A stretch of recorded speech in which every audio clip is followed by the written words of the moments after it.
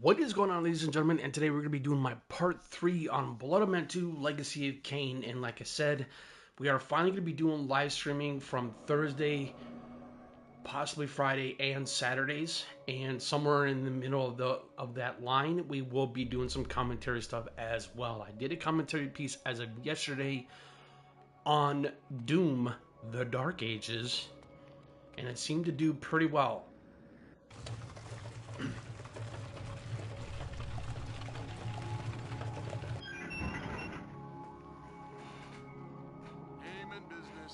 Watch this. I thunder every week I depart by this gate. Name and business. True Road, bringing supplies to the garrison beyond the abode of the witch. Here is my toll. The bridge has fallen. Again? And they've not repaired it? There's more important matters afoot. A company's being sent out. The smugglers are to be destroyed at last? Smugglers? There's worse than that infesting the roads. But now the culprits will be dealt with. Hello, Anya. How are you? Why pay such high tolls if they won't keep the roads open? That's what I say. Hold your tongue. We are now doing part 3 on my Blood Omen 2 Legacy of Kain livestream series. I'm trying to think about what I want to do next afterwards.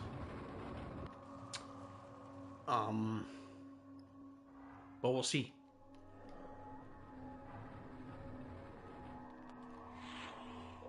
And we finally got Berserk.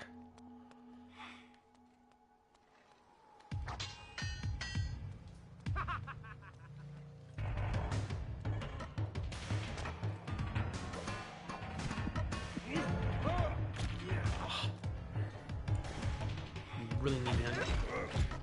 I'm fine, thank you. I'm doing quite well. It's been kind of a bit of a crazy week for me for work. Other than that, it's been pretty good.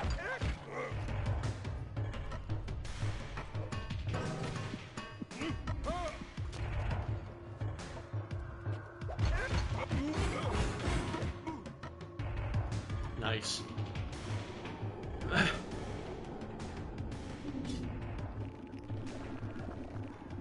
What's up, second viewer? How are you?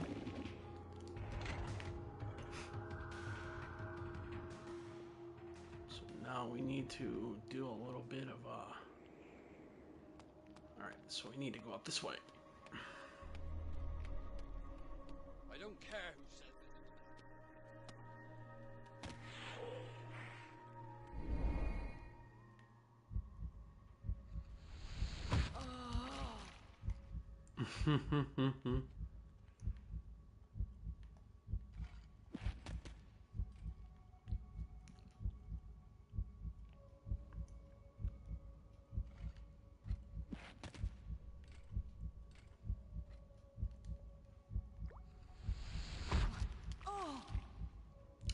I would say I'm not the biggest fan of heavier and slower weapons. I'm more of a sword type of guy, or any other kind of weapon that will be more faster in scope in terms of its combat. But either or, I mean, each weapon in this game does have a unique feel to it when it comes to its stealth mechanics when you're in Mistform. I really like that. The way how you can just, like, you know, implement certain types of weapons in Blood Omen 2, and how you can just, you know, stab them through the neck, you know, that sort of thing. Or you can decapitate. Either or, you can do both of each.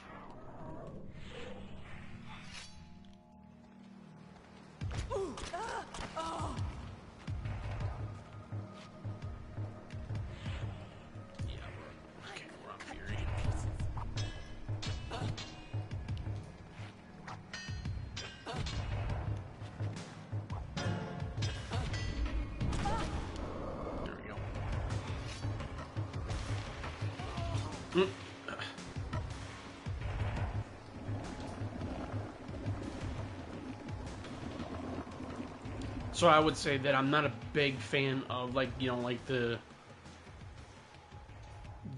heavier weaponry in this game. They're okay, but like I said, they are slow. But again, I prefer to go with the more faster approach when it comes to like swords and daggers or, you know, that sort of thing. So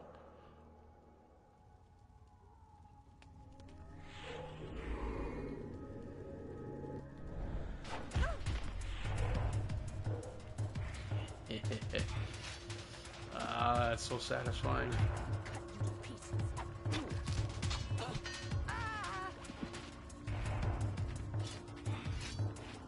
Oh, okay.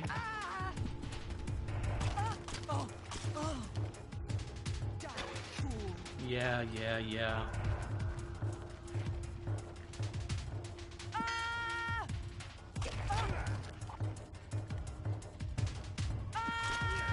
Oh, seriously? I hate these enemies.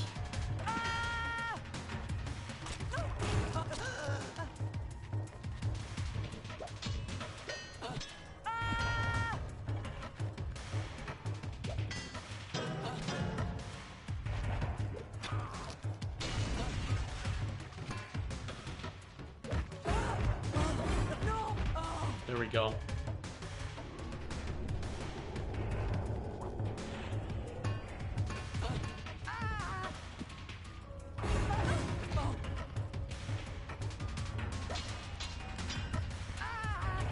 No.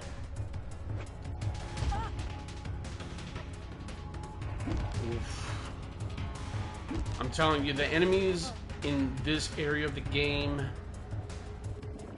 are brutal. They will wreck you if you're not careful.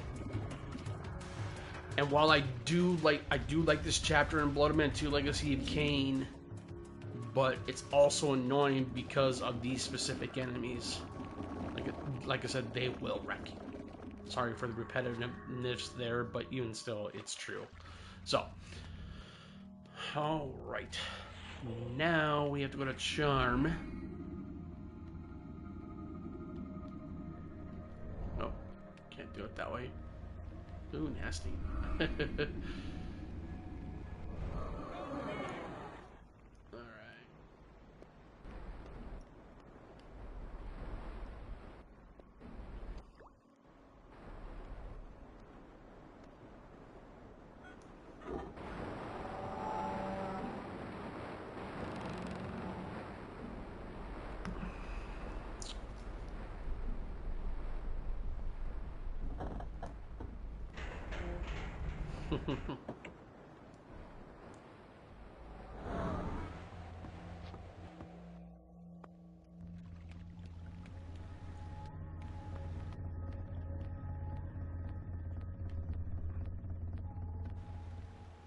Okay.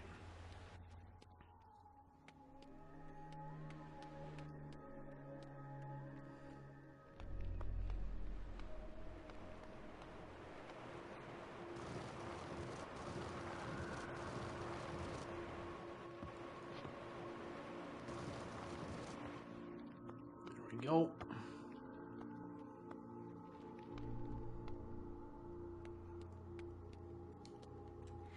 Yeah, we already got Charm. Okay, good.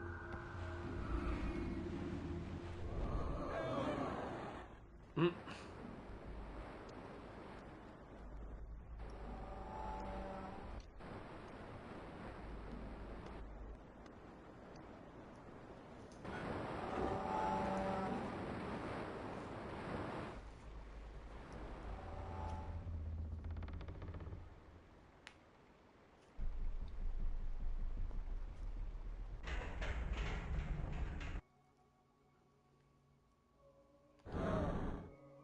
All right.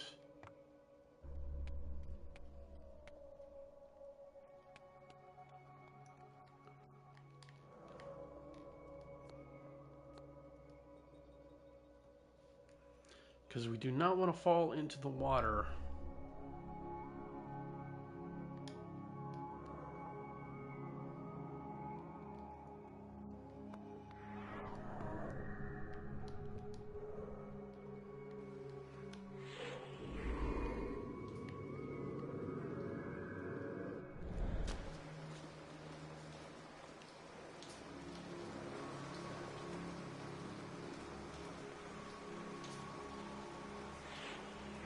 I always found the controls in this game a little wonky too.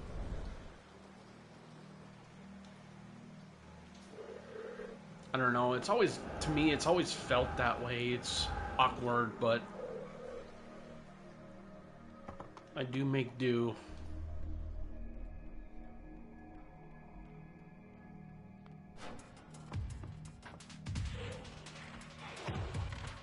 Yeah, thanks.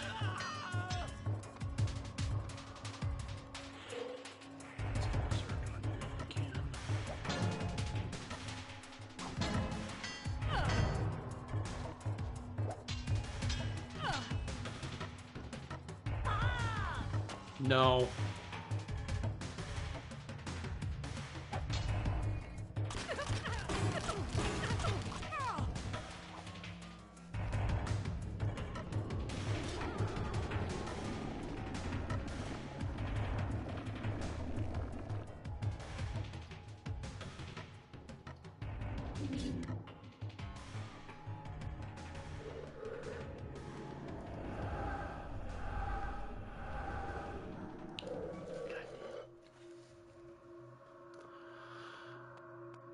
All right.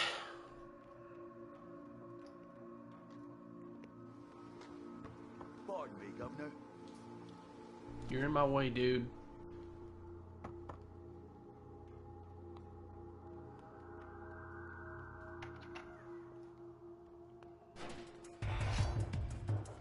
What up, dude? Come on, you big hulking thing.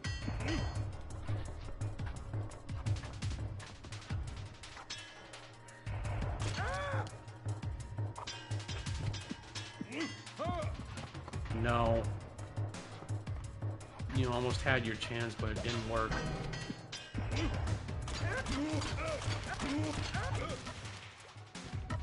I love the berserk in this. I love the berserk ability in this game. I really, really do. Just because, you know, it kind of gives you that Matrix type of feel to it while using it. But the rest of the powers that you gain in this game, you know, like telekinesis, especially when you get into, I would say, the Eternal Prison, you need to have that ability to use that in that chapter, because there is some puzzle solving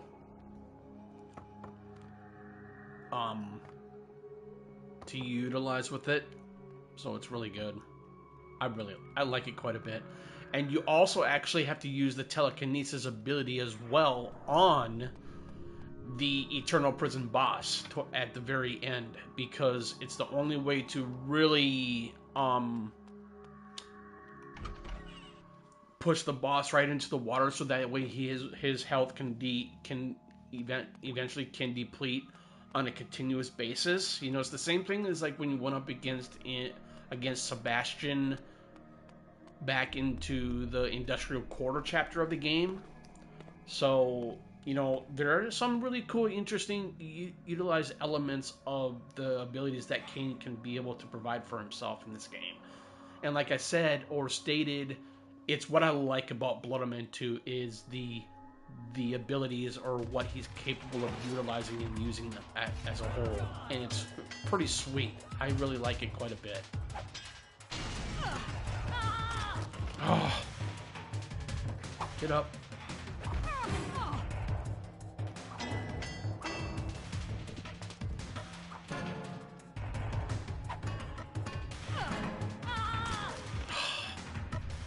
I gotta stop getting out of that. No. I'm not doing that.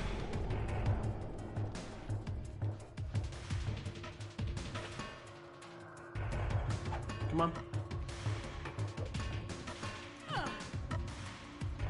I think the combat in this game could have been a lot. Oh!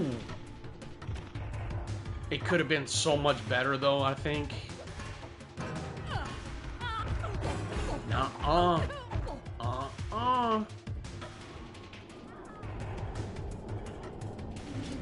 But even then, I still think that Blood Omen 2 Legacy of Kain, it's a good game for what it is and how unique it is as well.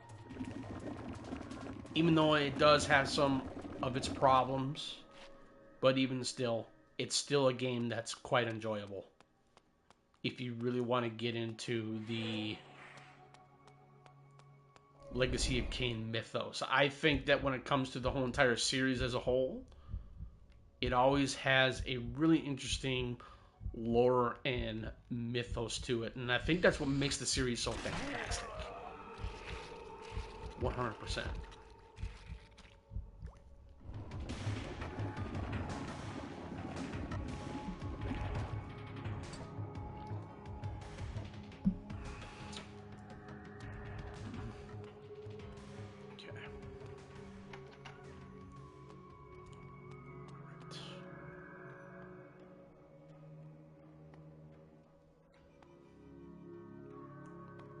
And we'll definitely see how far we go in this live stream today, because I'll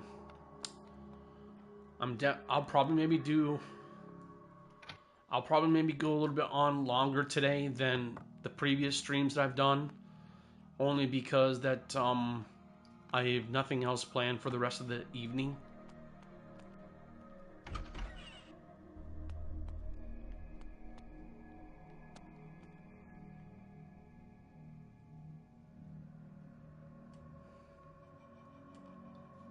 Now it's time to do it. There we go. Excellent.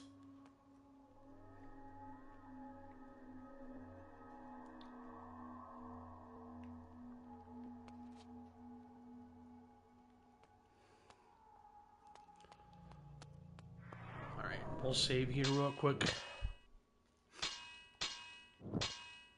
But after this chapter, we go into the device chapter, and then after the device, we actually end up going into the eternal prison. So, I think we might be only going into maybe four-part live stream series on this, because we're actually making some really good progress. Excuse me, which is quite surprising, because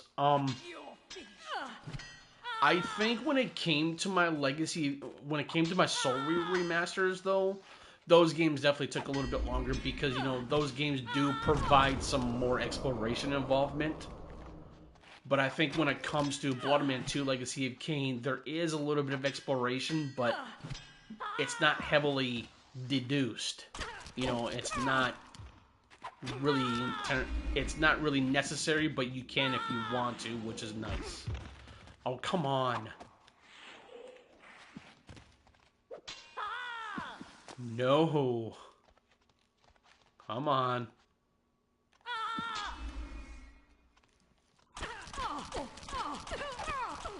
There we go. Oh, yeah, let's just stay in one spot.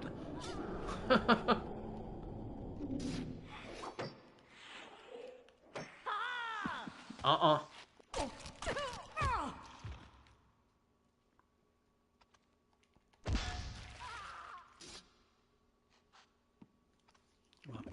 There we go.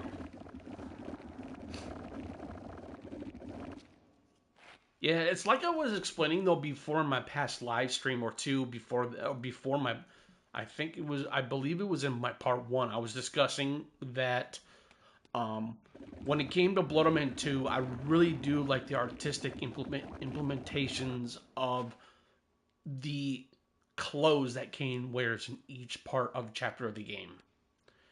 And as I previously stated, when it comes to the Canyon chapter, which we are playing through right now, I like the clothing in this chapter. It's really cool. It really brings out. I just love the colorization intricacies of the armor, I would say, or just the gear itself. It's so unique. And that is one thing I actually really greatly appreciated to a certain degree in Blood Omen Legacy of Kain, the first one in the franchise. Even though that was not in third person, but you could tell that there was some intricacy involved within each of the gear and the weapons that you were able to pertain in the game. And it's actually really cool.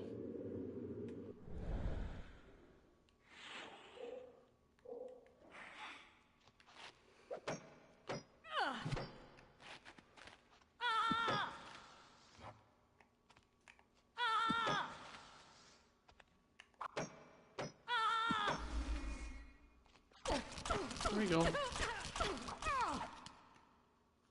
Yeah, and so that's what I was saying when it comes to using Berserk, though. No matter what weapon you use, they will have their different type of approach of attacking, especially in Berserk mode, and it's what I really like about Berserk. I mean, I do like Immolate quite a bit. You know, it's the fire ability that you can do in this game, but you have to block a lot and accumulate the level of power in order to use the Immolate. So you have to be patient with that, but overall, the effects of that and the area of effective approach for it is pretty sweet. And I will say that it's really highly effective on enemies that are not just vulnerable to fire. It's the fact that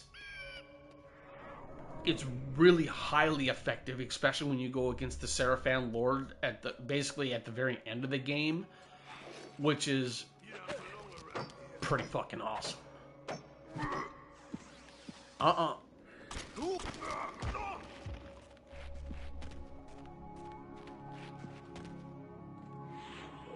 Let's do Fury, shall we?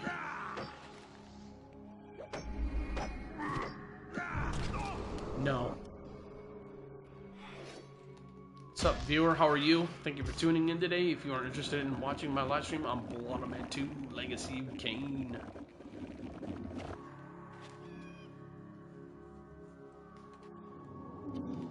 Right. Let's take that saber.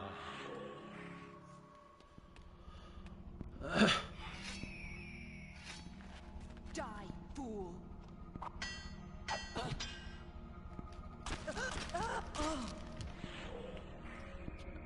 Oh.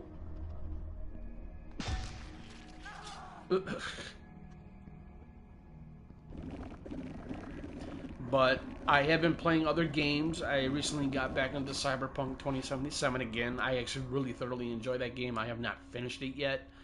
I intend to do so. But there are so many excuse me, there are so many games coming out this year, and it's really hard to keep up to what games yet that you really are looking forward to and greatly interested in. There is one game that I am actually thoroughly interested in. It's called Atomfall, and it looks actually quite interesting. I think it's going to be pretty interesting of what that game's going to be like when it releases. I believe it's in March.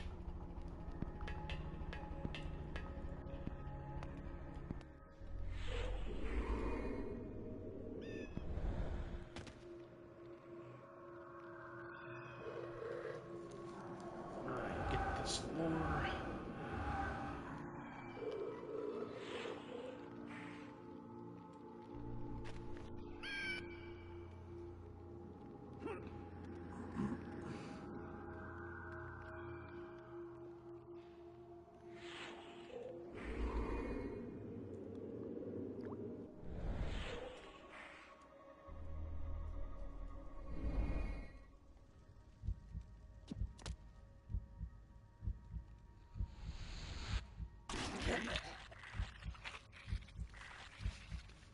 But no, I mean, it's been really good lately for me, especially, like creating the content I want to create, and it's been pretty sweet, like really communicating and really talking to my community about what they want to see on my channel, and just, being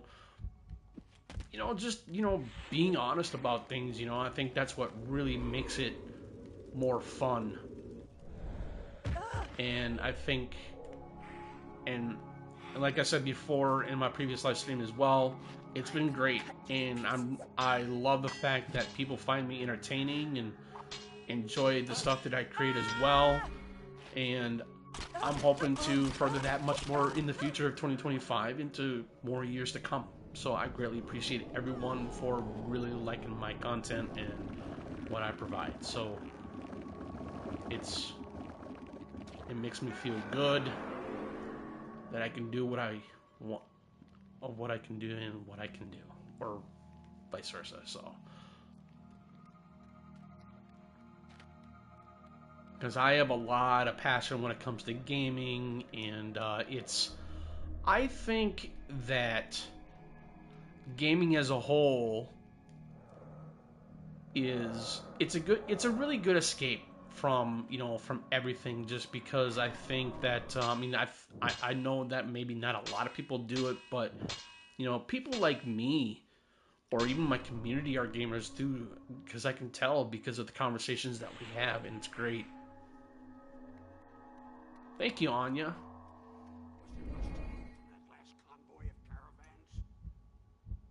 Little of value. Stories of demons roaming the can. Dim pirates. Or buccaneers, or you might want to call them.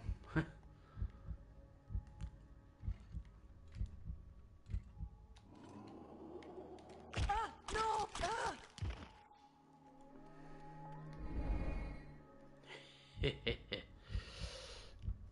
Where did he go? Yes, where did I go?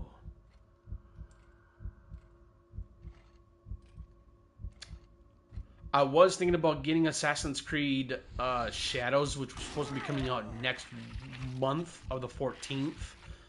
But that game actually initially just got delayed again. And I will say that it really doesn't surprise me because, Ubisoft has so much problems right now as of from last year and going into 2025.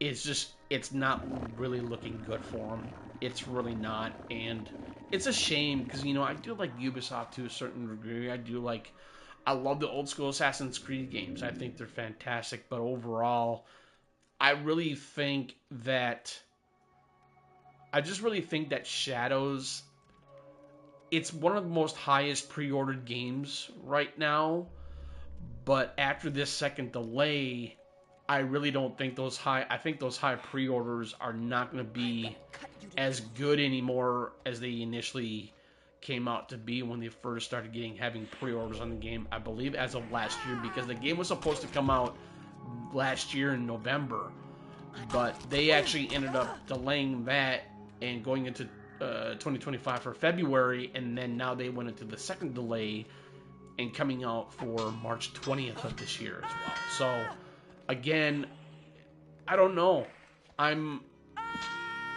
Because Ubisoft did in fact put themselves in a controversy when it comes to what they were doing with the game, and so they actually ended up getting called out on it a little bit, and I'm just like, it's not the fact that I don't want to play the game because of what's going on for Ubisoft. It's just that I kind of just lost completely interest in Assassin's Creed ever since I finished Valhalla, Odyssey.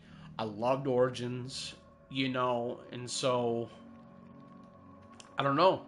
We're just gonna have to wait and see, but I really do hope that Ubisoft can come back to a certain degree and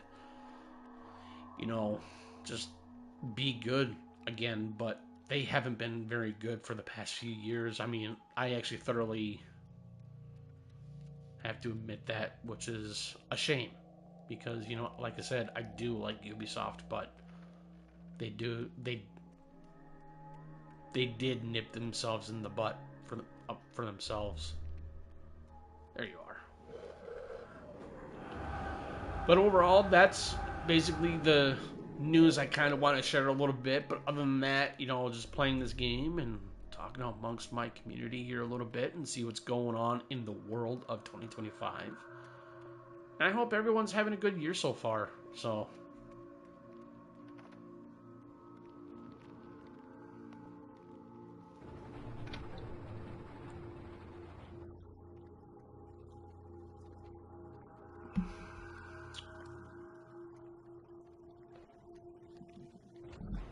I'm gonna open up my water bottle here real quick. Excuse me. There.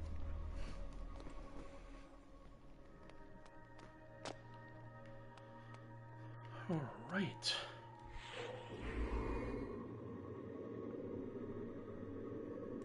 No, we cannot.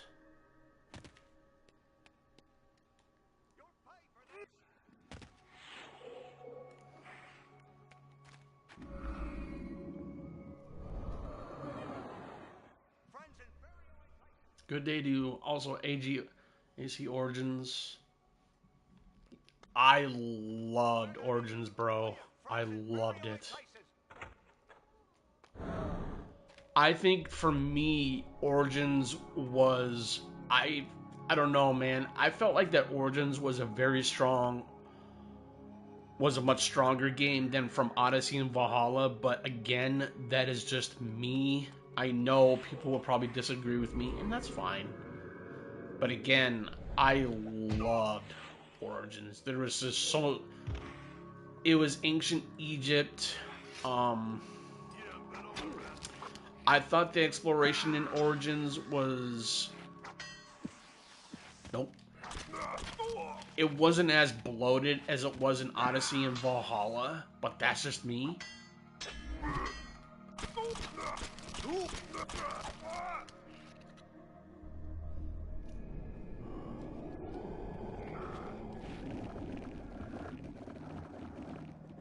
But then again, I mean, like I said, you know, it's all based on opinion or preference of what you like in a game. But that's what I love about Origins, though. Origins was just so fantastic. It was so good. Okay, we have to... Oh, I gotta go back up again. Damn it.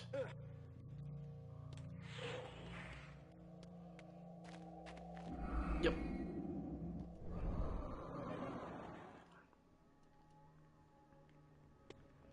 But how you been there, Luke, man? I hope things have been going pretty well for you so far this year of 2025. I hope everything is going all's well with you and the family and friends wherever you live.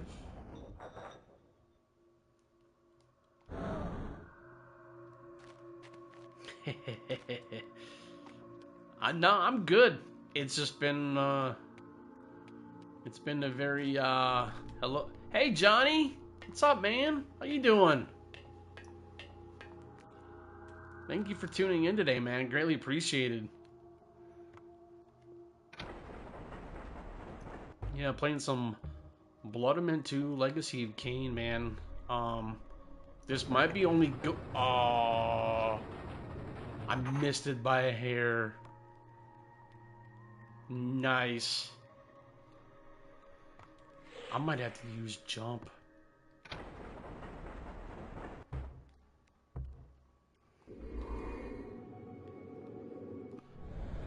We might miss it again. Yep.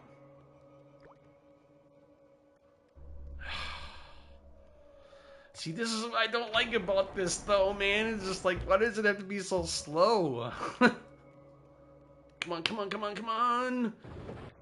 Yes. Oh, that was close. For a second there, you know what's funny?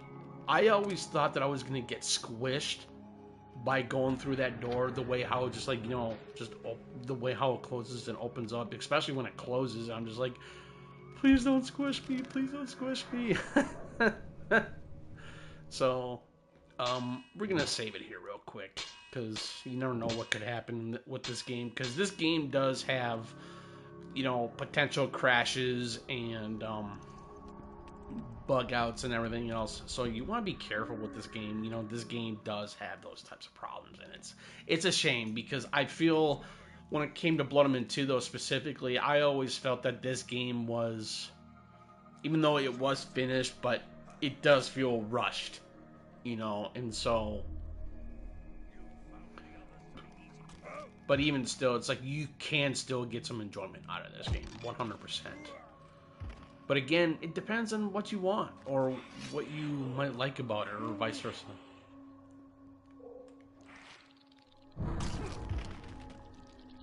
What?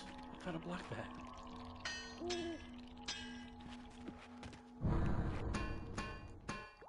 Yeah, that's block, huh?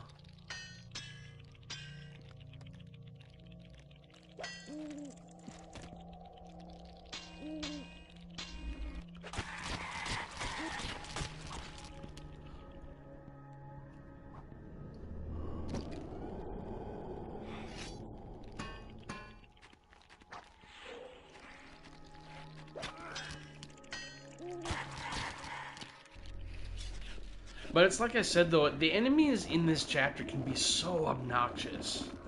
They can definitely be so obnoxious, but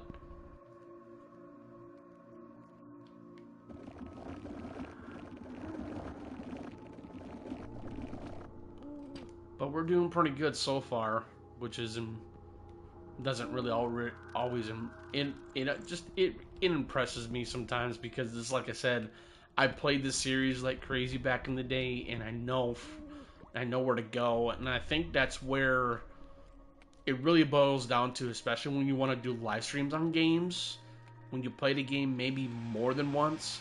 It's always good to have that mentality and remembering what you've played when it comes to a game like the Legacy of Kain series. Oh.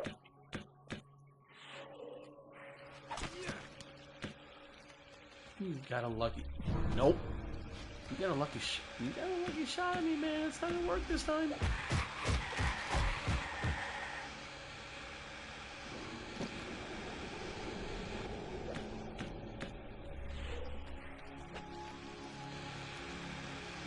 Come on, you nasty bug. No. Ah. Ooh, it's a good thing that I blocked. Nope. Damn it.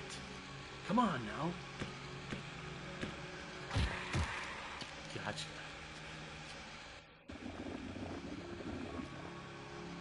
Go. See, I love the positions that you can be able to telekinetically get your blood, dude. It's so cool. I've always enjoyed that concept. It's so cool. Love it.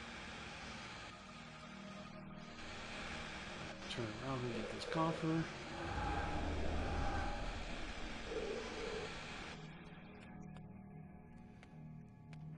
Something else up here too.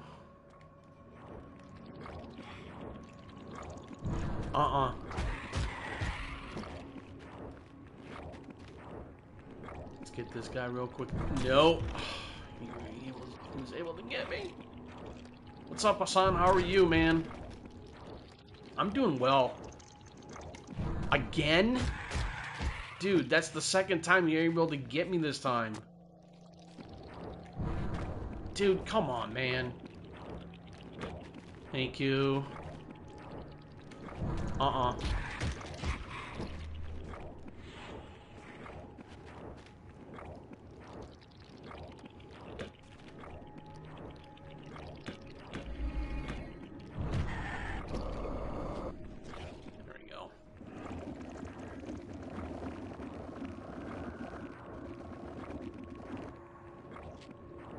Yeah, I did a commentary piece yesterday on Doom, the Dark Ages. I'm doing pretty good. Damn, this part is some dumb stuff.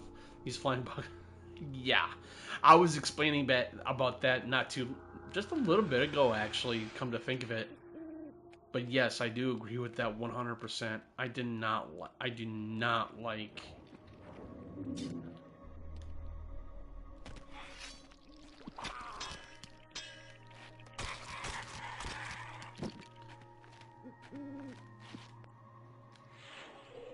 This is why I like using the Berserk ability on most creatures in the game, because it literally damages them quite a bit, and so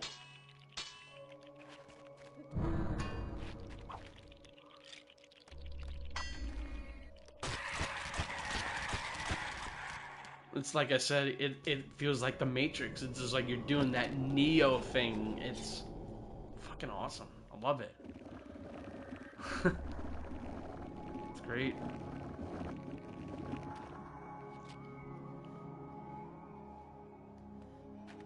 They block too much even after the breath of the window of attack feels so stupid. I just posted. Yeah, I agree with that. Come on, get up there. Anything up here that I missed? I don't think so. Oh, we're good. Alright.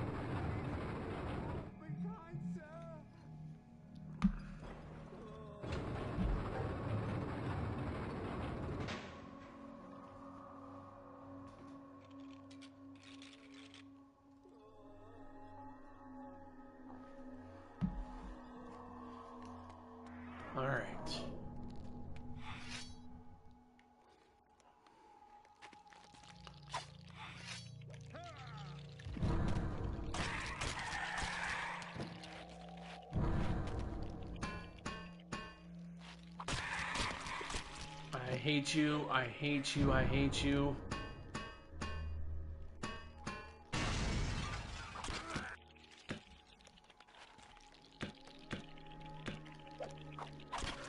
See, I can't... When I even attack, they freaking attack you at the same time. It's just like, what is this? No.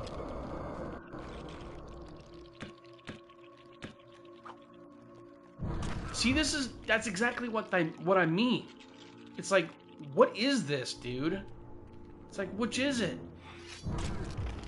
Oh my, see? What is up with this, dude? It's like, they're not the best. Yeah, that's exactly my point. It's annoying. It's like, which is it? It's like, are you going to either... It's like, I literally have to constantly, like, block it from them.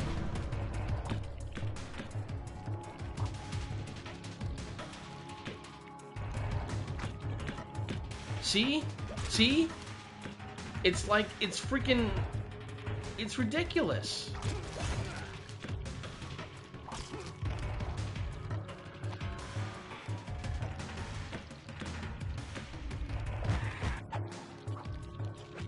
See? What is this?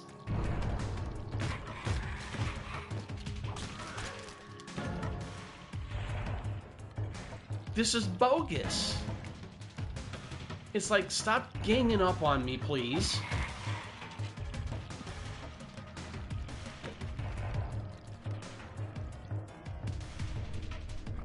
Alright. And again. Oh my god.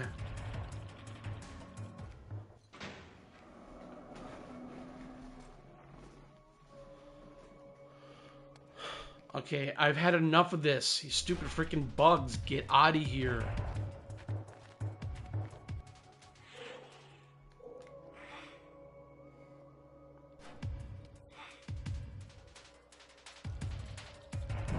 No. I swear this game has AI machine learning or something. What is this?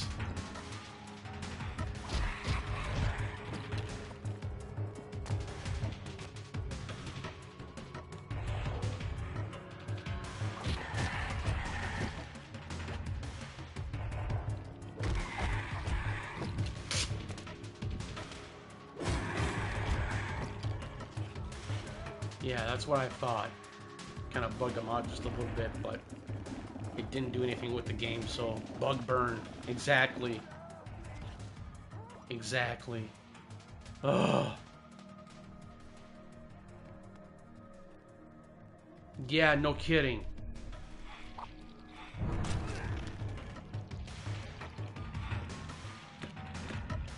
It's like they give you no room.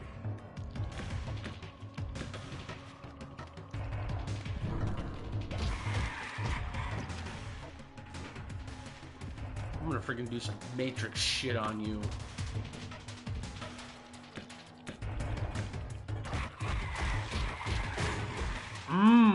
Eat those vampire claws.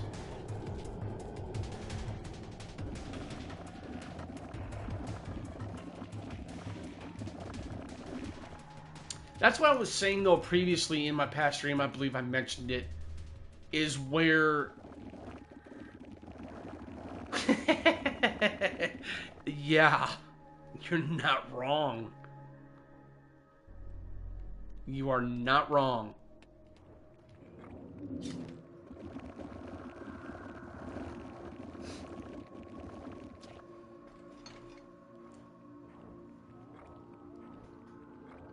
I'm trying to think here a little bit. I believe you go to the device once you... After this chat, I think it is. Oh joy, another bug. Awesome.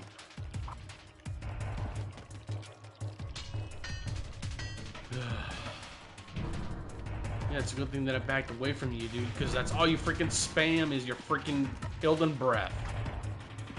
Get out of here. Again and spamming. Ugh. That's all they do. Nope.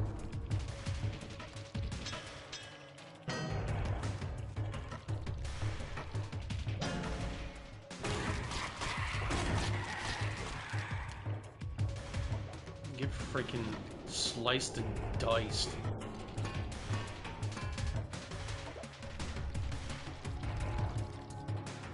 No.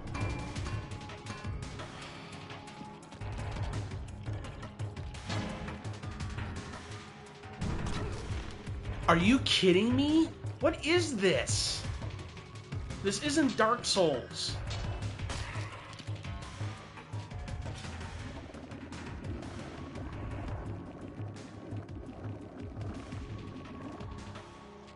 The Berserk ability is actually the second ability that scales off the weapon damage. The Immolate just deletes everything. Yeah, exactly. And that's what I was saying. I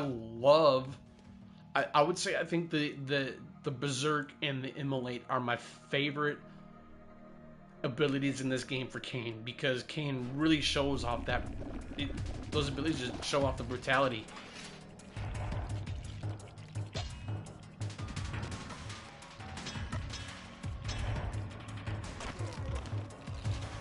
That was cheesy, man.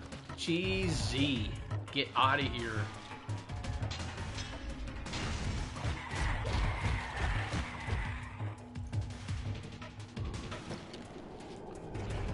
Yeah, that's what I thought, dude.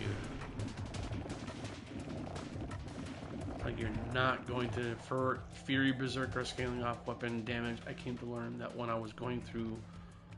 Oh, really? I didn't know that. That's good to know.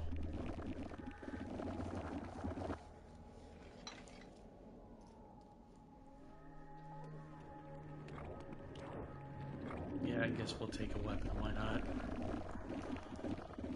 Never know what you might need. Kain could be in the... Yeah. I think Kain would have been great in a Mortal Kombat game. Maybe even not Tekken, but no, Mortal Kombat more so, I think. I don't think he would have fit in any other fighting game other than Mortal Kombat, to be honest with you.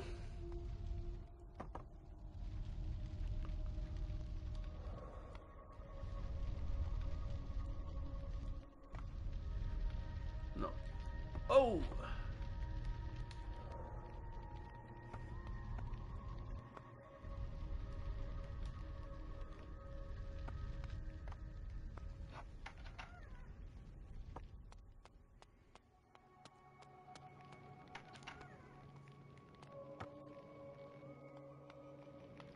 I always felt that when it came to the Legacy of Kain series, though, I just love each of the games just offers some really unique level design. It's so cool. Soul Calibur of Kain with this. Yeah, Soul Calibur would definitely work though too. Soul Calibur Mortal Kombat, most definitely.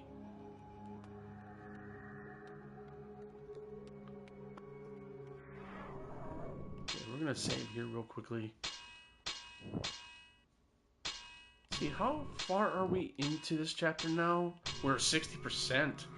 Wow. Damn. Yeah. Freaking get owned. Stupid bugs.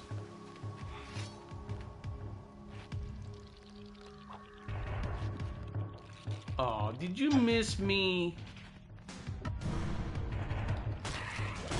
Tekken 1 worked just because of how out of place Kain would be, but hey, we've got Cliven. Yeah. Nice. Dude, that was dope.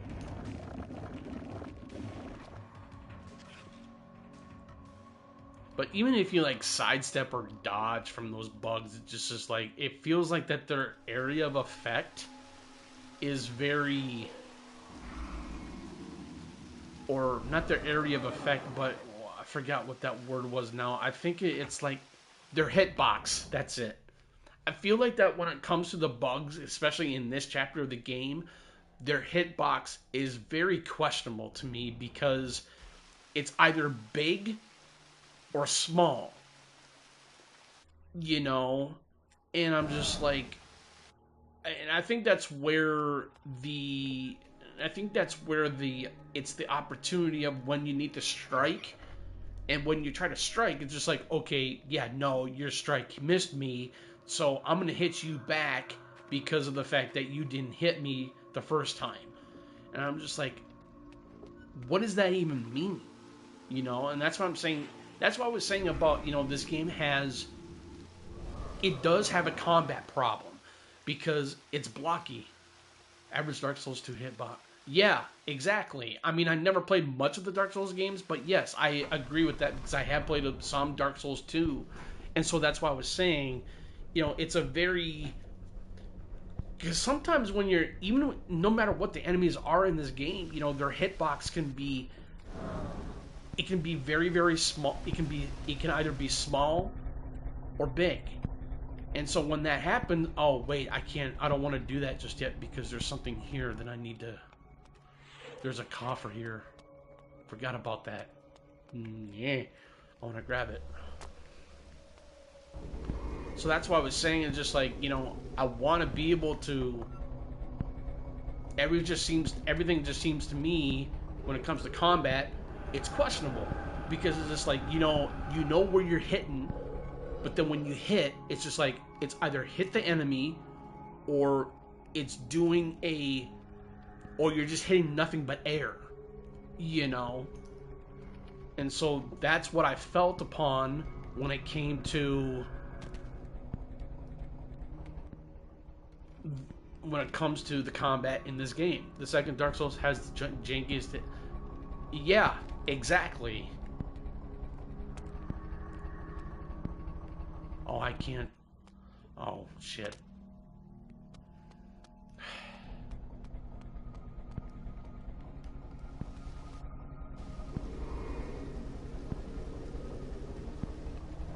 Sometimes I feel like I don't know what I'm doing sometimes.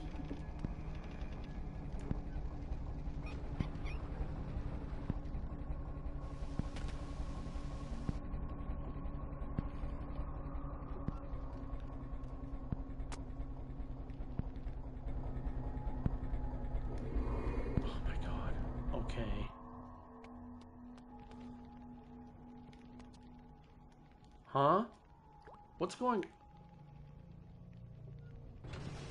Oh.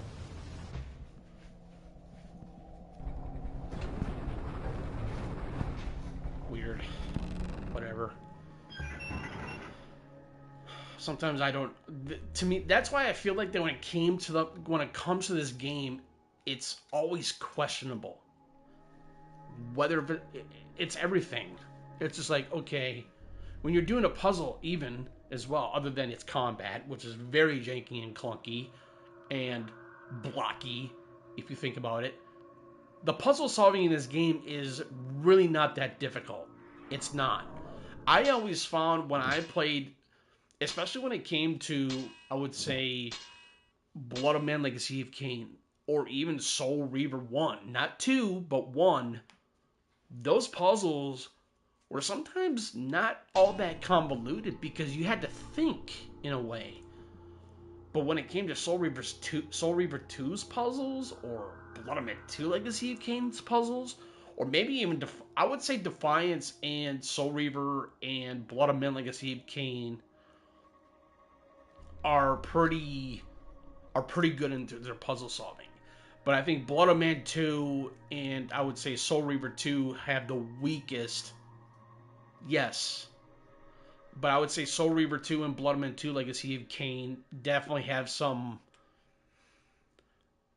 It's pretty easy and simplistic puzzle solving. It's not that difficult. It's really not. And I'm just like. But that's where I felt like with Soul Reaver 2, though. It was more story-oriented and less puzzle solving. But there was puzzle solving involved. But again. But that's how I felt about it. That's how I felt about it.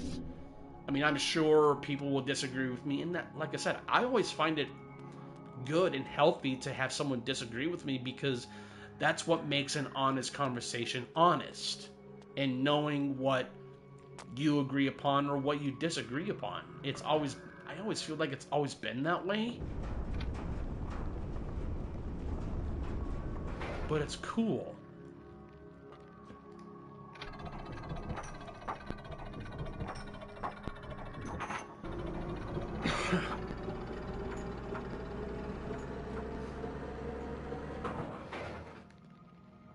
But I think I'm trying to think here when I might actually end up. Defiance had some easy puzzles too. I really didn't got stuck. Yeah, that is true, Hassan, because I always thought that yeah, I would agree with that. Defiance was its puzzle solving was pretty easy and simplistic, but at least it was not it was not as I think the puzzle solving in Blood Omen 2 Legacy of Kain is far more for its puzzle solving. I would say it's far more it's not intricately it's not well done. It's not. It's so it can definitely be so different in a way. Oh, maybe I should not have done that.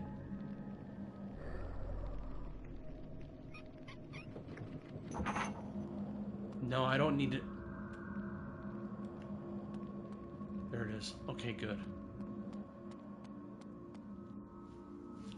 I felt like I was doing something wrong, and I was doing something wrong. Okay, so we need to do this.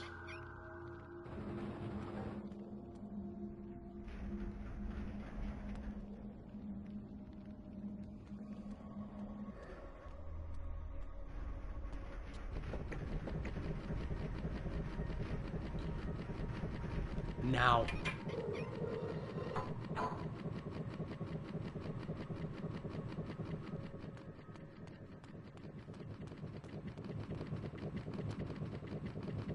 Here we go.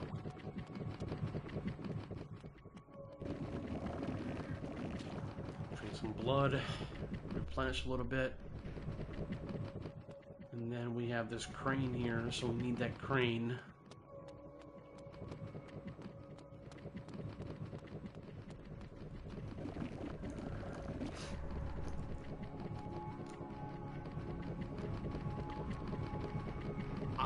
I'm gonna be honest though, I don't know, dude. I do like the level design in this game, and you know, in the artistic conceptual way, because I always found it so cool that each level is always gonna have its different uniqueness to it, and I think that's what But what I love about the Soul Reaver franchise, especially the first one, other than the second one,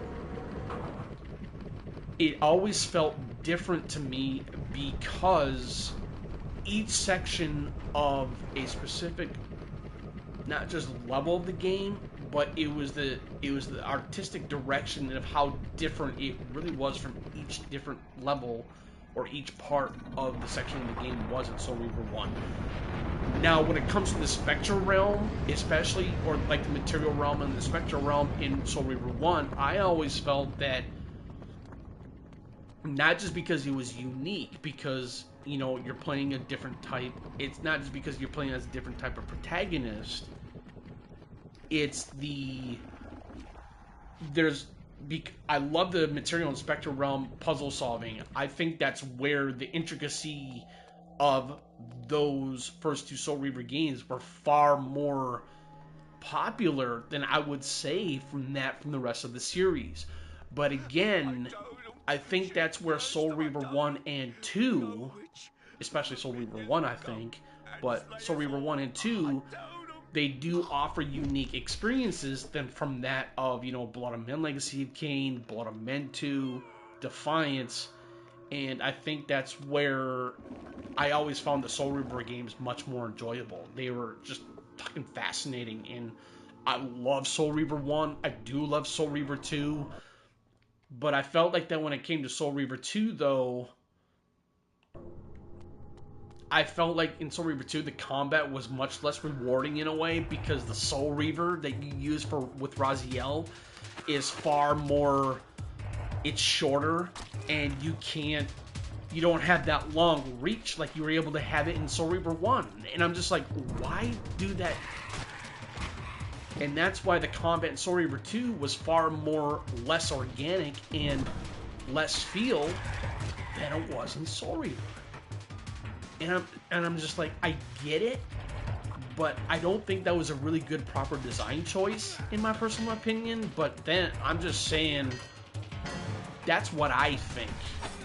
And I've always stated, it's like, you don't need to be a professional designer or director or whatever may be to understand what's wrong what's wrong in a game that could be morally different from the rest of the series, or how it can change to a matter of combat perspectives and how you're able to utilize the Reaver in Soul Reaver 2. But I think what made Soul Reaver 2 different from Soul Reaver 1 is because of the fact that Soul Reaver 1, the Soul Reaver that you use with Raziel, doesn't consume his energy, right? But in Soul Reaver 2, it does. That's what they did with the concept of the Soul Reaver for Raziel in Soul Reaver 2. That's the only thing that was different about that. But other than that, I always thought that the combat in Soul Reaver 2 was far less rewarding because it's much difficult than in Soul Reaver. I thought the combat in Soul Reaver 1 it had some very emerging gameplay to it, in my personal opinion.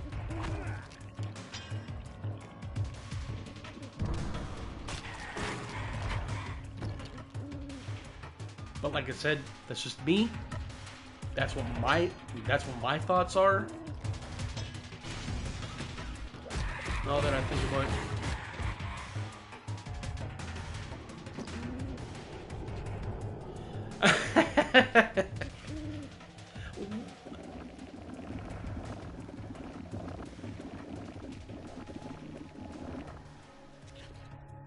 Well, if you think about it, here's another thing though too. I think that's what makes Blood Omen 2, Legacy of Kain, or even the first Blood Omen. I always found it that with these games, they still show. You know, I remember that I was having a discussion with Chris not too long ago, and when he actually eventually unsubscribed from me, but I'm not going to go into that. But what I was going to say is that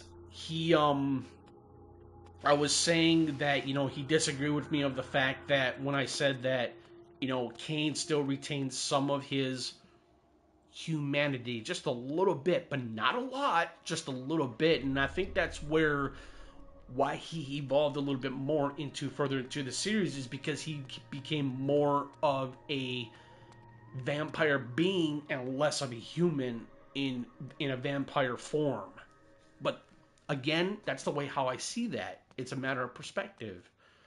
And so I think Blood Omen 2 shows that off a little bit. And so again, you can agree to disagree with me. That's cool. I'm fine with that. I have no problems with that, none whatsoever.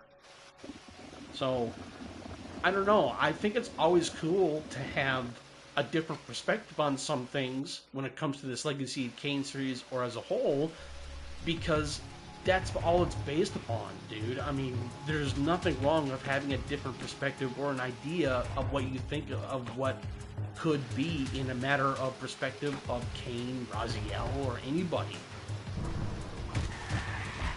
But that's what makes it so provocative and captivating.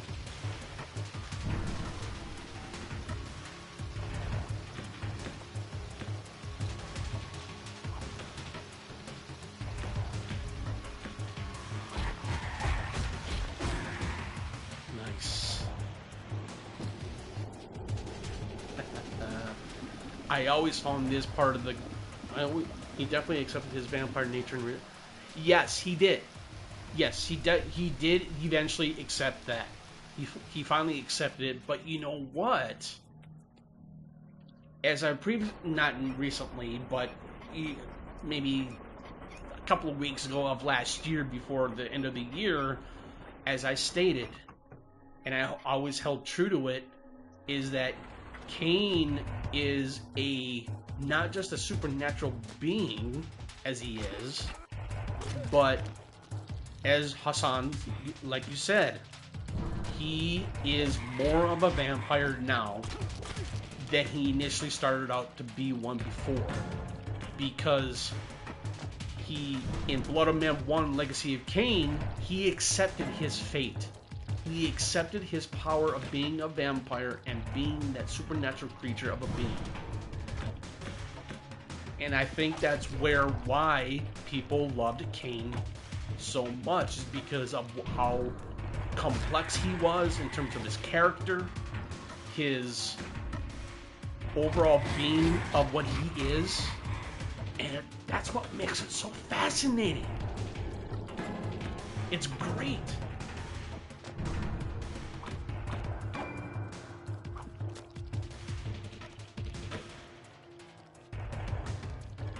And that is why I love making Legacy of Kain content, is because this whole entire series as a whole, what was that? It's so different from any other franchises. And that's what, but like I said, that's what makes it so good though. Yes, Anya, exactly. 100%.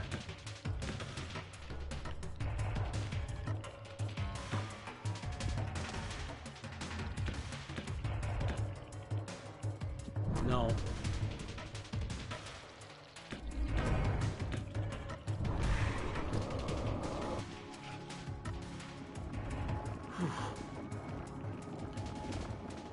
I almost bit the dust there a little bit. My goodness. But what I was going to say, though, that's what I like about you guys coming into my streams here when I make these types of streams about the Legacy of Kain series. Whether if it's Blood of Man Legacy of Kain, Soul Reaver 2, or Defiance when that eventually comes out, or Blood of Man 2 Legacy of Kain, is because I love talking about what I truly think about Stupid Bug Burn. But that's the reason why I love talking about this series. In the beginning of Blood of Man 1, he blindly took the chance for revenge at every cost, but he never really made the difference in life and of knowledge.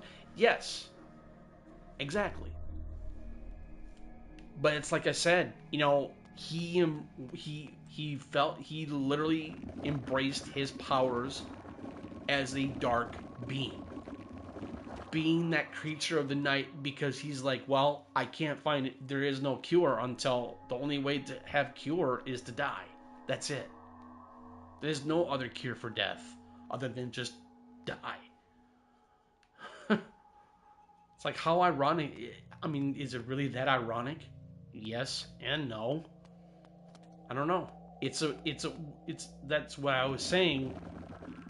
Raziel's a complex character. Kane's a complex character.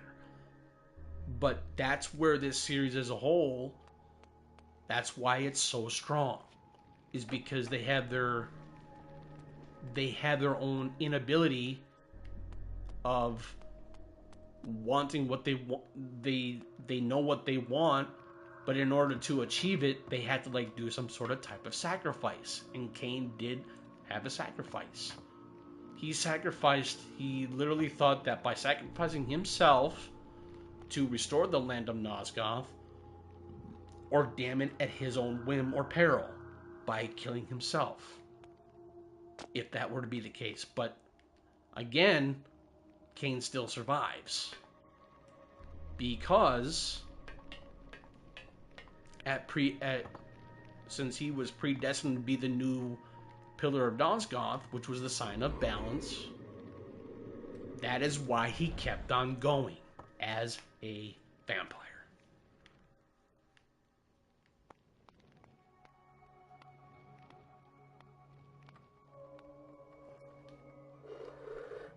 And that's why we had to come over here to grab this thing.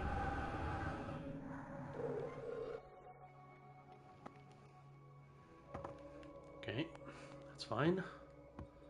I'm not coming out. They're everywhere. You're not going to come out of the cage, man. Don't worry. Good Lord. Oh no, do I gotta go all the way back up again? I do.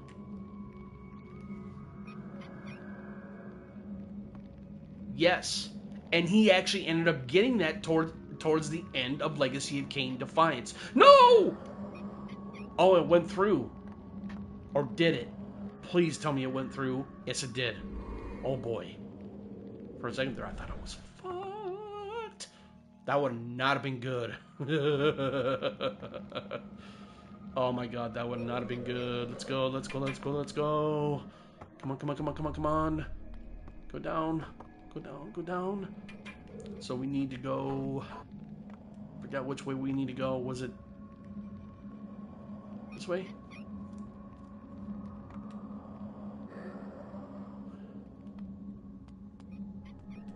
Please tell me it was this way. Yes, it was.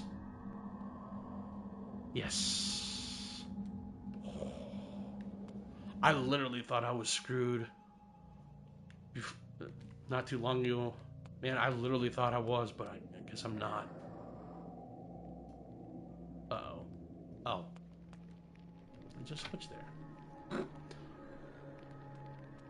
It's like highlight the switch for Pete's sake, so that way we can see it a lot better. But no.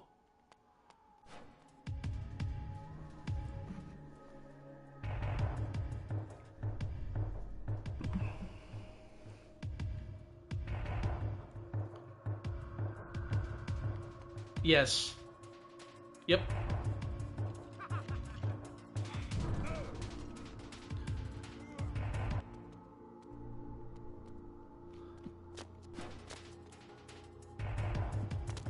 Oh, you decided to come over and play, huh?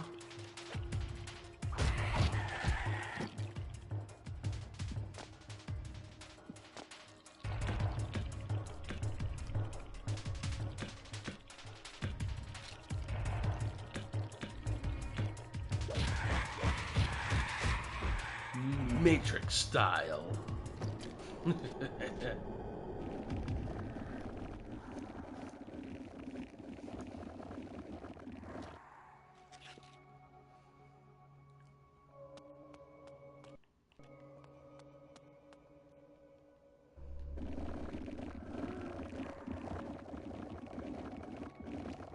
So usually when I bring this up, it would make a sound. This game does have audio bugs, big time.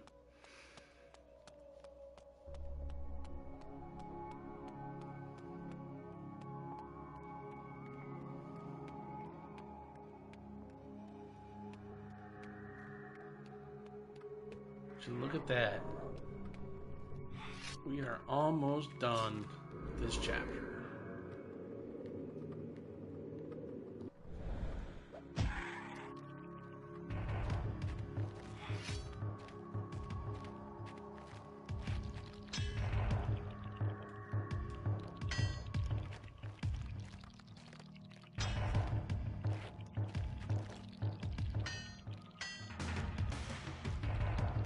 Nope.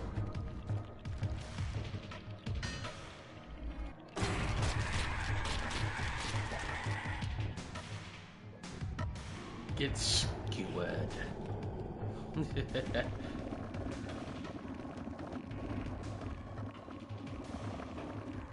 I would have to say I think my live stream series on this game so far has actually been pretty successful. It's been going pretty well, I think.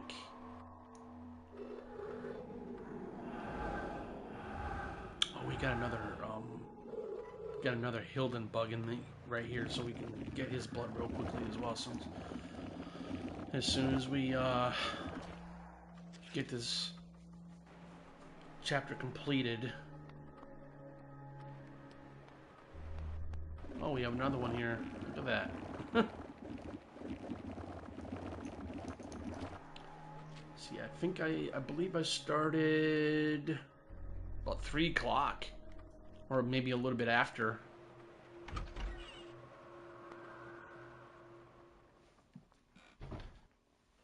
Begone, Dark One. I did not send for you. And yet, here I am. So I see. Cain, the disruptor, the pebble in the pond who destroys all he touches. You know me, woman? Better than you know yourself. And do you know why I'm here? Perhaps. I seek information, and I must have it. What can you tell me of the device? The device. You're playing a dangerous game. Return to your night hunting, vampire. Enjoy what time remains to you. Let's get through this cutscene first, I desire and far then I'll more. reply back. Where is the device? I will not go without an answer. Do you so enjoy being Vordor's lapdog? I am no man's dog, witch. No, I see that now. I sense your conviction. I agree with that. I shall help you. If Nosgoth is ever to be healed, the device must be destroyed. And you, of all men, could be the one to do it. Know this. The device has lain dormant beneath Meridian for time beyond time. But now, the Seraphan Lord has empowered the machine to unleash its destruction upon the land. The entrance to the device lies in the heart of the city itself, under the very noses of the aristocracy. You will know the building by this sign. Yep. You will see this more than once, but the first one will show you the entrance to the device. No human can operate it, but a vampire could. What must I do? Come here. Drink. Drink my blood. Now! What manner of creature are you? You are like no vampire that I have seen. Who I am, what I am, is of no concern to you. Time presses. He is here. Do as I tell you. If you are to destroy the device and save Nosgoth, you must drink. This is how you get the telekinesis ability. Yes, drink, my dark prince. Feel my powers coursing through your veins. You can manipulate objects already by sheer will alone. But, as you were taught, you can only use this ability at close range. By drinking my blood, you will be granted the gift of telekinesis. You will be able to manipulate objects at a great distance. And you will be able to activate this symbol and enter the device. Bathe them in fire. Let them learn as they writhe in the flames and their bones dissolve the futility of their actions. The vampire and all of his kind shall be razed from the land. This world will be made pure by my hand. I'm gonna be honest here. I do not like the Hilden Lord. He really is a son of a bitch. Pardon my language, but it's true. He has found you. Your destiny draws. He really is. I mean, it's just like, to the device. it's like, do you not realize that he did defeat What are you, Cain seer? Escape with me. before, but once I'm in need Cain of becomes allies. powerful and everything, he finally defeats him at the end of Blood Omen 2 of this game. And then I think the Hilden Lord finally realizes that, shit, I just got beat for this, you know, and I'm just like, I don't think the Hilden Lord really understands how powerful really Cain is. Cain is actually very powerful. I mean, even no matter how young he may be, I really truly do. But again, I mean, that's the way how I see it. You know? Exactly. There it is. Telekinesis ability.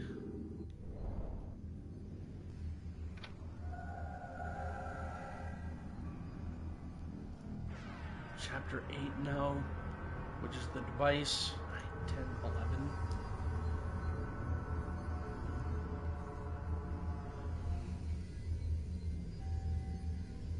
Damn, dude. This is only going up to... This game only goes up to 11 chapters. Yeah.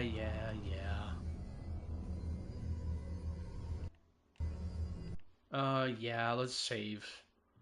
It wouldn't be a bad idea.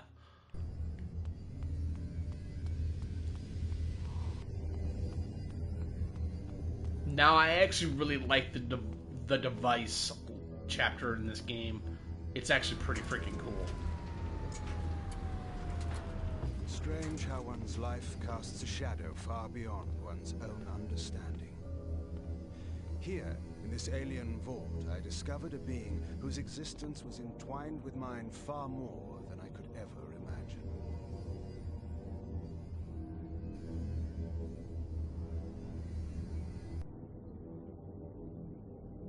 What's up, Razvan? How you doing, man?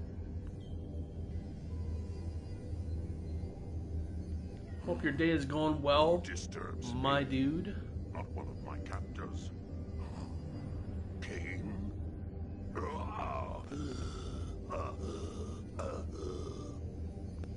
You know me, monster. My memory at present has its flaws, but I should certainly remember such as you. We have not met. I know of you, of course. That you can return from the dead gives hope to us all. I seek an ancient device of great power. I am prepared to kill any who stand in my way. Oh, you'll be getting a surprise towards the end of this level. By the fiends that built Trust this me. monstrosity to feed this machine with my life. Then perhaps I believe it's the end of this level, or I believe it's the end of... Yes. I believe it's the end of the device chapter, or I think it's at the end of the chapter of the Eternal Prison. It's one of the two, but I believe it's this one. I believe, It descends if my memory far serves me underground. correctly. It rivals a city in its size. To destroy the device, you must seek out the being that built it. The Sarafan Lord. No, it is older.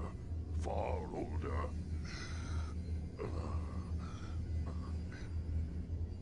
Those who dwelt in Nosgoth eons ago left some structures in their passing. The device is one. The Sarafan Lord discovered how to use it. Only the Builder can make it stop. Do you mean to tell me that this being still lives? It's impossible. He is. Listen to me. There is a place in Nosgoth, far to the north, where time means nothing, where hours and years are frozen for eternity. Yeah. The Eternal Prison. The wretches imprisoned there pay for their crimes for eternity. The Builder is there. The Eternal Prison. I have heard of such a place. I didn't realize it was so close to Meridian. How do I reach it? There is a tunnel leading out of the city through this room. Oh. It will take you to the prison. And if this Builder refuses my help? Tell him you wish to destroy the device. Believe me, he will aid you. I guess we don't go to the device I hope for yet, your just sake yet. What you have told me is true. We go to the Eternal Prison first. You may believe me. Destroy I thought the Eternal device. Prison was chapter 9. Last, I will be in your debt, King. I was wrong. It's chapter 8.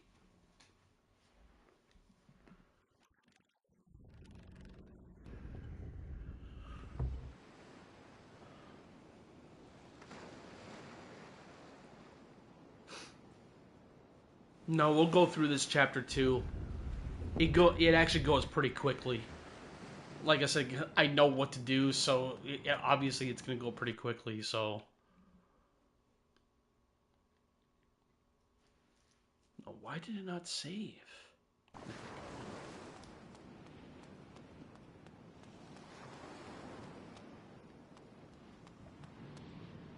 Definitely going to need the...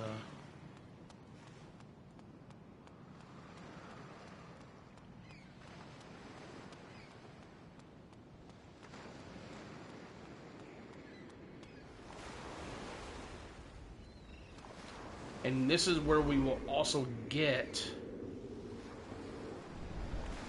the immolate ability as well. Yeah, I have some audio issues with this game right now because the pause is not sounding. Neither is the ability wheel. I mean, it doesn't surprise me. Because, like I said, this game has audio problems. I really wish that they would have fixed it.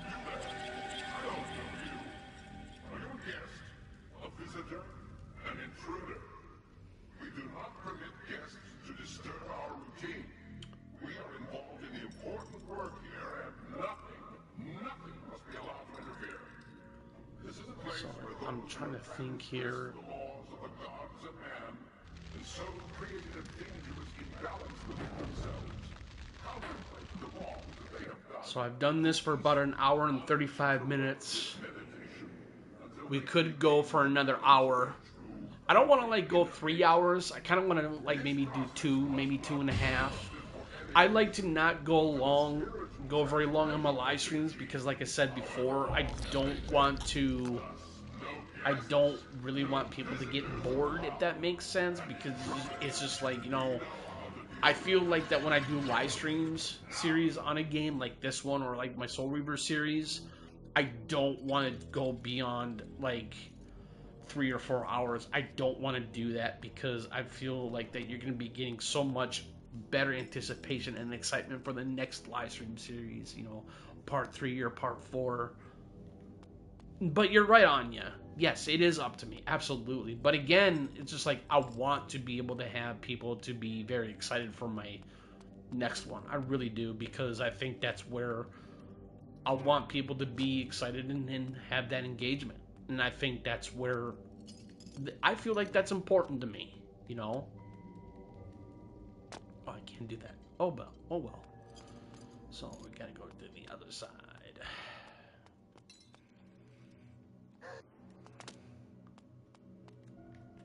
Yeah, that's...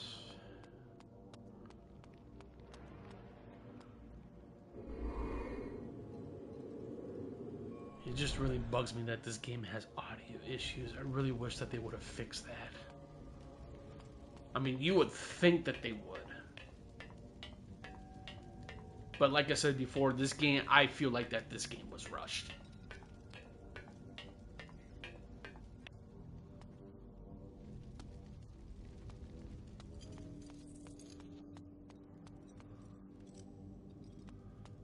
Okay, I'm trying to think here.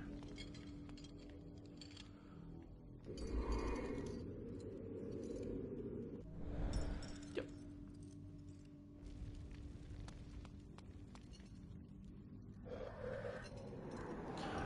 I had to think there for a moment.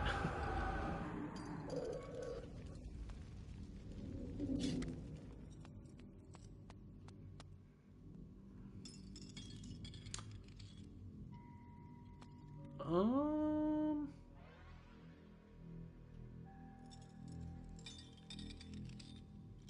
Yeah.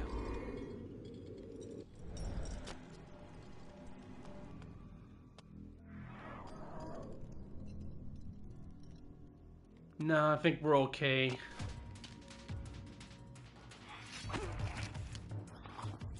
Yes, the spiders.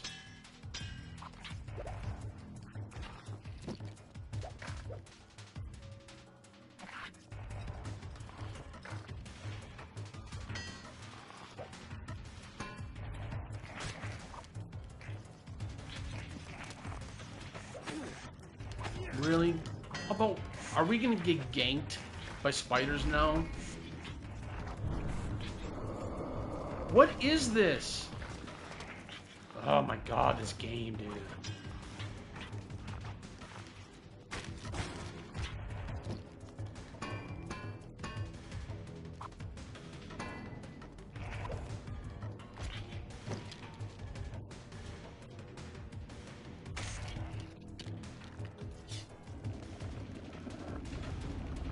I do have my complaints with this game, that's for sure.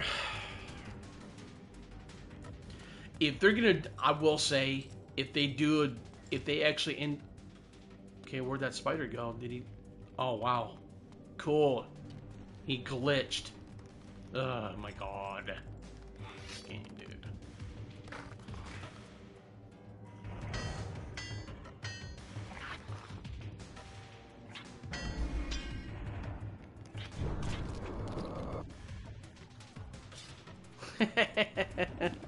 Nah, I'm good. It's just that I just have small complaints about this game.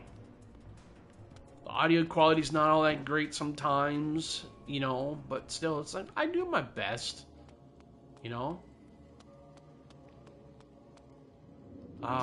Much better weapon, because I hate slower weapons in this game. I don't like them.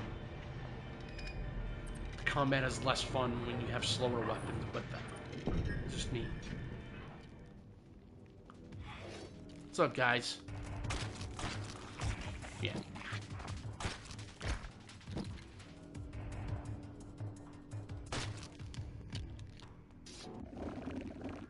Yeah, there we go.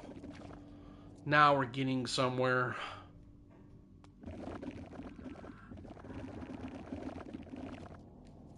Ooh, we almost have the lore bar full. Okay, let's...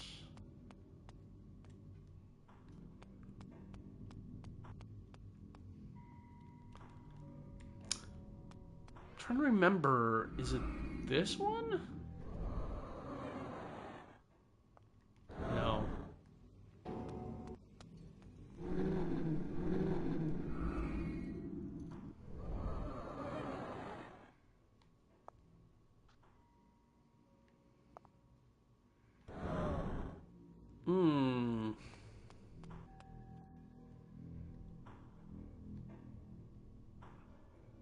I gotta get up there somehow, but I forgot how to...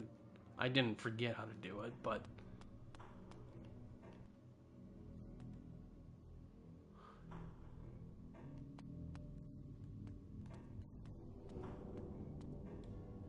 Oh, maybe I do have to... Oh, no, I do have to go down. Come to think of it. Yeah.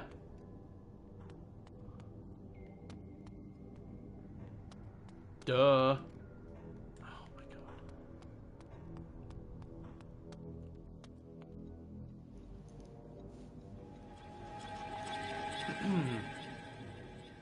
You there? I see you have not yet found your way out. I suggest you do so. Your presence may disrupt... I think what we're gonna do is, once we complete this chapter, I'm gonna call it quits. Because like I said, I'm gonna at least try to do 2 hours, maybe a little bit over, just a little bit sometimes, if need be, if there's like something that we feel like that we're gonna miss. So I'll probably, like I said, I think I might just do that. Because like, again, it's like when I start fresh and new and go on to my final part of my live stream series on this game, we no longer have to do this game anymore. We can do other games as well. Like I said, I am planning on possibly... I might actually do more live streams, because it seems to me that my live streams they're well liked. A lot of people greatly appreciate them, and I mean, it doesn't have to be the Legacy of Kain series, you know. But as I previously stated, if Legacy of Kain Defiance does in fact comes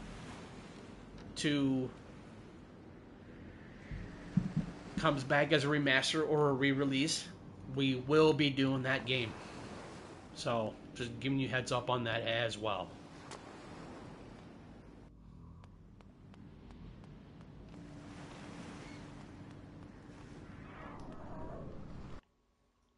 Okay, we are going to save it here.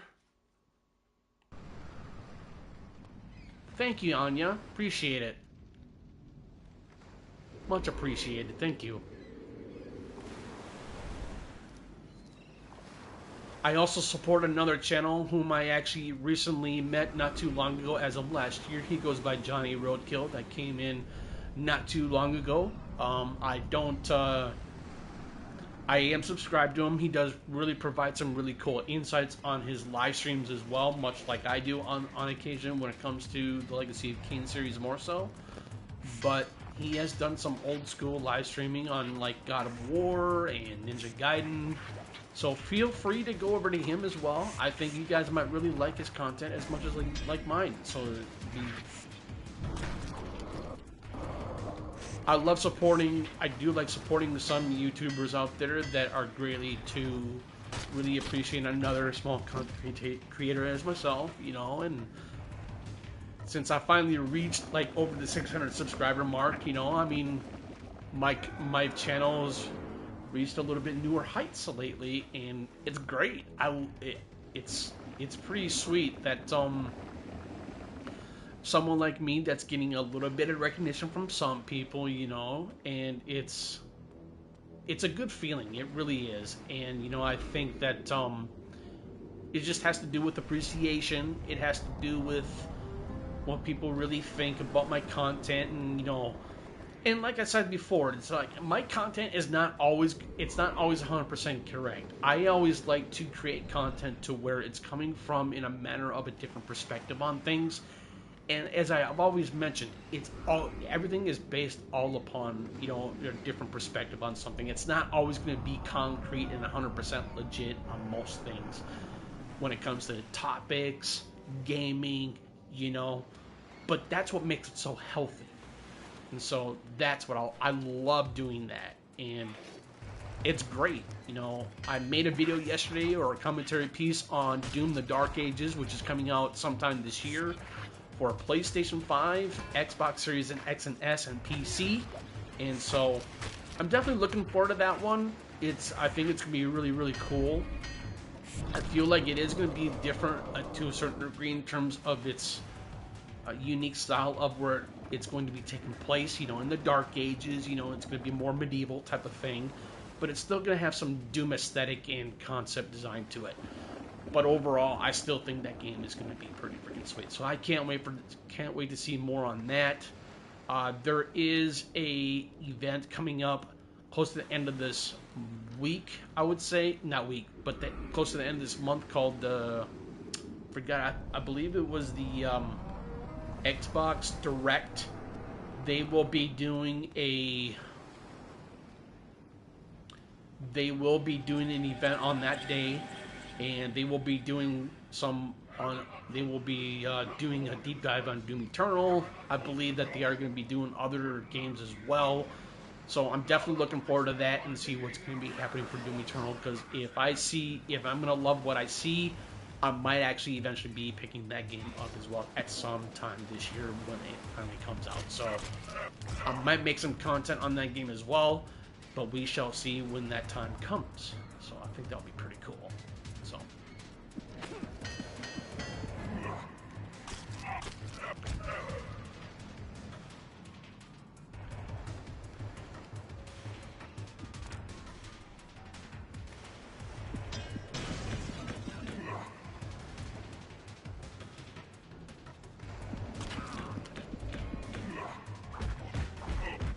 there we go.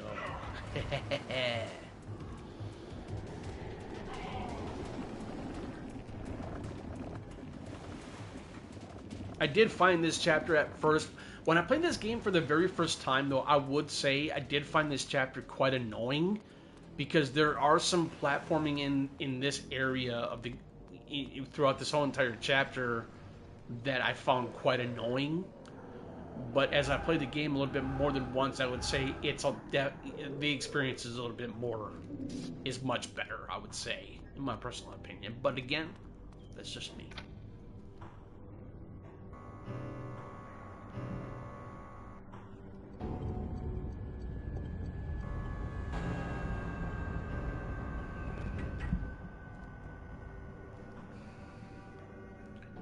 Loading? What was that?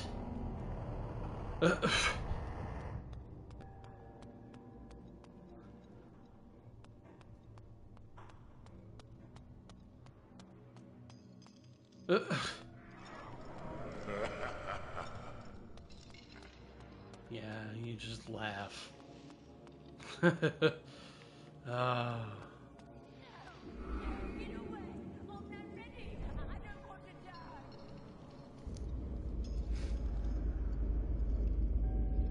What's up, viewer? How are you? Thank you for tuning in today. Playing some more Blood Omen 2 Legacy of Kain. I would say that this game, it's my least favorite, but I still enjoy it to a certain degree. It definitely is different in the Legacy of Kain lore, but it does provide some, Legacy of Kain. Right now, you're about 4 hours away from finishing the game. Yeah, it's like I said, though. It's like I might actually just, like I said, I'm going to, once I finish this chapter, I'm just going to call it for right after. What a terrible play. Exactly.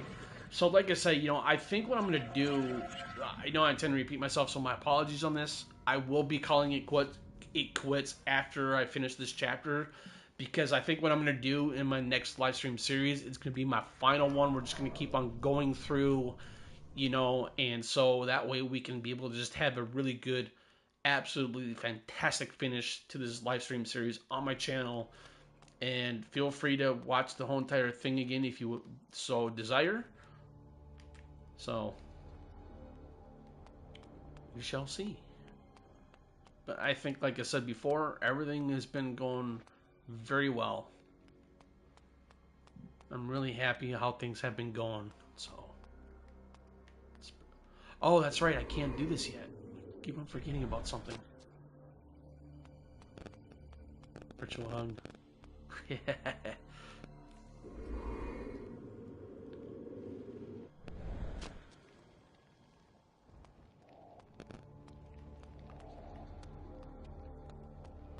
There you are.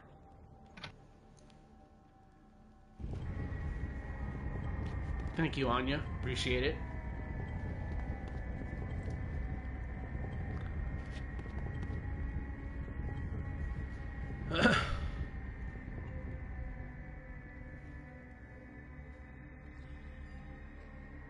Yeah, this is the only part of the chapter that I'm not really a big fan of, because I don't know, it's just the structure of it. I know it's kind of weird, but it's okay. I'm okay.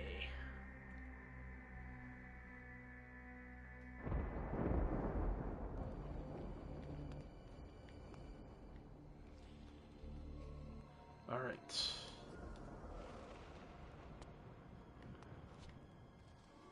Terrible Twilight.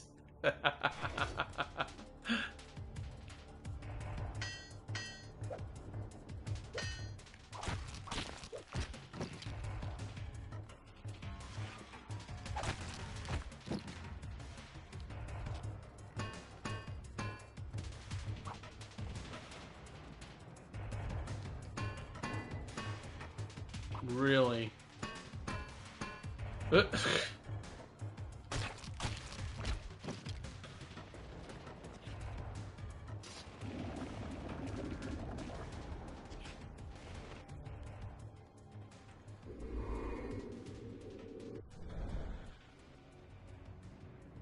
Another video. It's funny though too. I was gonna mention this earlier, but I wanted to mention in this chapter because I actually ended up making a video on this, on the distinguishment of, I would say, between using Kane's claws rather than using the conventional weapons that you could be able to use in this game as well. And I think that's that's another thing why I really like. There's a lot of things I love about Blood Omen 2 specifically from the rest of the whole entire series. Playing as Kane is because you can play with the conventional weapons as you see here, or you can use those claws. I always found that, by using the weapons, they do have the maintainability for the weapons in this game are not all that great because they will break. That I do like that type of concept to that, but overall, I still think that by using you can still go with the conventional weapons as you see fit for combat purposes, or do different types of finishers towards the end of a kill of an enemy. But overall, I love using Kane's claws because I do feel like that they definitely provide Kane's vampiric powers as a vampire, and I think that's where this game really shows off Kane's brutality as well. And it's fascinating, and I love that. I think it's so good, and I would love if we actually ever had a sequel to Defiance. It would have been cool if we could be able to either use weapons or use his claws. That would have been cool too if they were to do that, but they didn't. But it's a shame. But overall, I still think that Blood Omen 2 Legacy of Kain definitely has its charm. It does.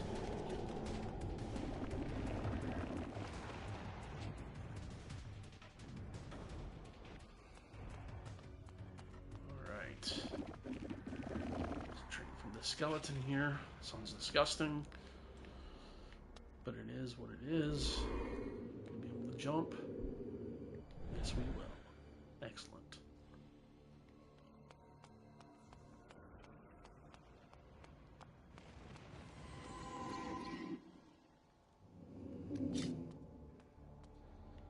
Oh.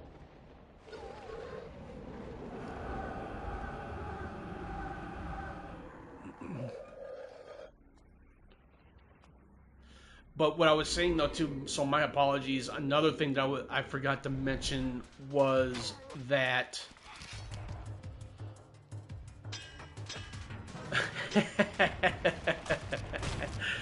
that's good. I like that. So I did, but but that commentary piece that I did on using either conventional weapons or Kane's claws, it actually went really, really well. A lot of people really enjoyed that video. I got a lot of likes on that video, and I've actually had quite a few really cool people giving me such high praise and good comments on that video, and I was astonished because I was actually worried that nobody wasn't gonna like it, but it was great. So, but I do highly advise, I mean, not highly advise, but if you really want to watch that video, by all means, I think that it'll give you a different type of perspective other than what I just previously explained. But if you really want to go more into it, into the whole entire idea of what the difference is between using Kane's claws and the conventional weapons in this game, it'll provide a much more deeper context into the meaning of it. Because I think that's where that video does. I think that's where that video really did an awesome job in the algorithm on the viewership on my channels. Like I said, it was great. Absolutely, I really enjoyed making that one because I felt like that it was something that I really wanted to do. And like I said, I want to do more. I want to do more on Blood Omen 2 Legacy of Kain. I want to do more. I actually do want to do a couple more videos on Soul Reaver 1 and Soul Reaver 2 again. Commentary pieces, of course, but more in the lines of, like talking about specific areas between both games and maybe doing some interesting, I would say, not backstory, I would say, but more just talk about, the visual art intricacies in its architectural design and vice versa. So I think that would be really cool as well. But there are other games out there coming out this year as well that I will be making commentaries on as well. So I'm going to be busy for a while, so it's going to be cool. I can't wait to do those future projects. So. And it's why I do like YouTube. I think YouTube is a really good platform. There are people out there that will be negative and will be toxic, but I try not to think about it very much anymore like I used to, because it's just like I'm doing what I want to do. I'm having fun for what I do, and I think that's the most important thing. I really do believe that, whatever makes you happy makes you stronger. And, it's just how people will either appreciate you and leave some really cool perspectives or different types of comments and compliments and as such. And that's why I was saying that's what makes my channel so differently from any other YouTubers. Because like I said, any kind of YouTuber out there, whether if you're small or big, there are high paid ones. It's like I said, it's all in a matter of the different perspective, and it's the matter of that, a lot of people do things differently than anybody else. But that's the way it should be, though. I think that's what makes it so, that's what really makes this so fun. Is that, when I show myself, I do live streams. When I don't show myself and I do commentary stuff, I do commentary. And like I said, though, that's what makes it fun. I love doing commentary stuff. It's actually one of my, I would say, besides my live stream series on my Legacy of Kain stuff, I would say that my commentary stuff on my channel is one of the highest when it comes to the viewership because of how big my videos have been in the past few months of last year going into 2025. But my Doom the Dark Ages video that I made yesterday, it actually doing quite well, which was quite surprising because I was actually fearful that it wasn't going to do very well. But again, you know, it just comes off. Sometimes I feel like it will just come off as how it's really going to be transformative in a way to where it's like, okay, well, do I know if it's going to be any good? It depends on the tonality of how I do the commentary and vice versa. So it's sometimes I find it very difficult to figure out how I really want to bring out the tonality of my commentary stuff. But again, for how much I've grown on my channel in terms of subscribers and, you know, getting to where I really want to go, I'm at 606 right now. I'm sure probably maybe raised up a little bit more during this live stream. I'm sure it did, but I'm not worried about it because I know what I like. I know what I'm doing. And so I think that's where I just feel like that I'll go somewhere someday when I get to that 1K views or subscriber count. And once I reach that, I'm just like, oh my god, it's just like I never thought I would have reached that zeitgeist of getting that big. But it has to do with consistency. It has to do with what I really want to talk about, you know, not just live streaming, but my commentary, so to speak, more so, because like I said, my commentary stuff is what really makes my channel even more than anything else. I love making shorts. I do like doing live streams, but again, like I said, though, to me, it depends on... It just depends on what games I really want to show or do to possibly, you know, gain a good audience. And I did not want to do that, but thank you for getting in my way. That's awesome.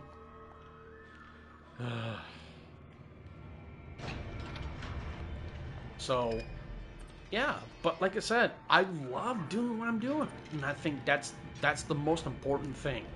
It's definitely the most important thing, that you really want to make yourself feel good and, you know, just do what you can. I think it's the important thing to anyone. Oh, come on, thank you. So, my advice, I would say that if you want to become a content creator, you know, or like a full YouTuber at some point, I would just say, you know, be true to yourself. You know, be true. Whoa! You know, don't, I mean, yes, you will have people that will dislike bomb ratio on your stuff and everything else, but it happens. It happens to anyone, no matter if you're a small content creator or big. It doesn't matter, because, you know, it's the nature of all things. It happens, and you have no control over that. But again, it's just like, for me though, it's just,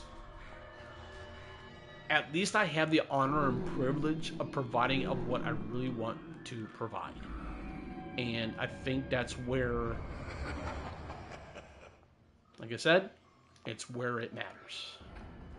So, but I was gonna say, the best advice I can give you is, like I said again, one more time, you know, just be you. You know, be that.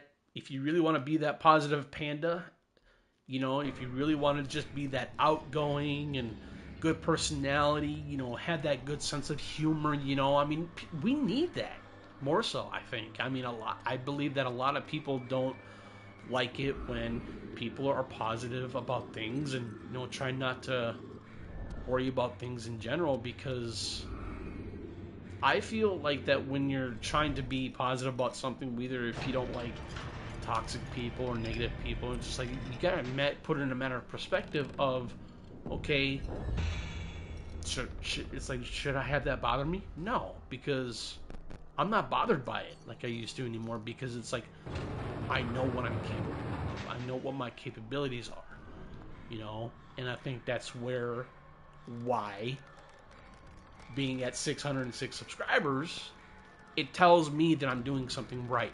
It's telling me that people are liking my stuff. It's just telling me that to where it's like, okay, where do I go from here? You know? But like I said, that is where the fun is. And yes, there is, you know, the work can be daunting sometimes. But overall, it's just like, you know, it's the way how things are sometimes, you know? But at the same time, it's just like anything or whatever you do, it is a tough battle. But at the same time, it's just like if you know what you want to do, it's fun. It's the way it should be.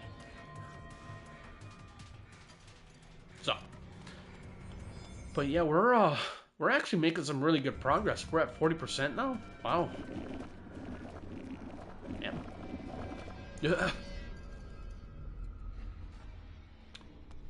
But there is actually, I will say, there is actually an Easter egg towards the end of this game. Not the end of this game, but at the end of this chapter, though. I can't wait to see what you guys think of this. I think it's going to be cool. I do. Because I think that I do. He drank those spiders. Yes, I did. Any blood is any blood. I don't know what I was trying to say there, but whatever blood it is, it's all right for Kane. It's funny. Let's see. Do I need? Is it 3 here? Oh, got it. Yeah. Nope, it's not here. Yes, here it is.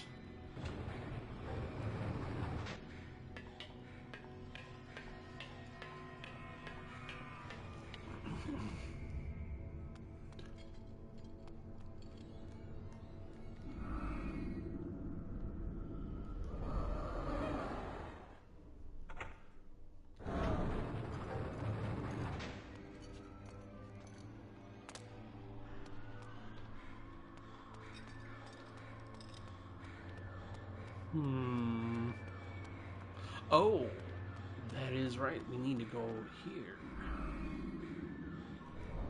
Like I said, my memory, it scares me of how I know I remember so much. But I think that's a good thing.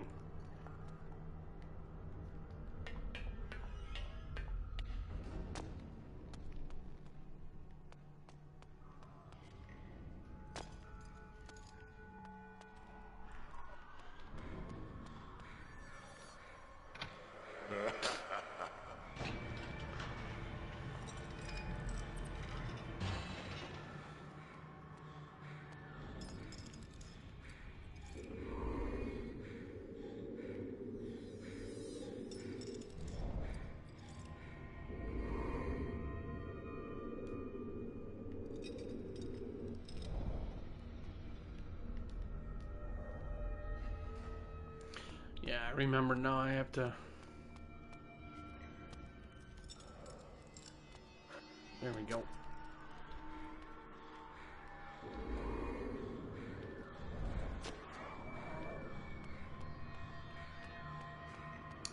You know what?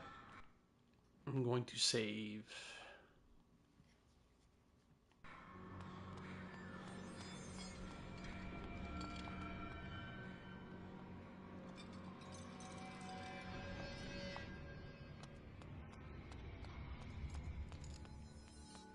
I am sorry.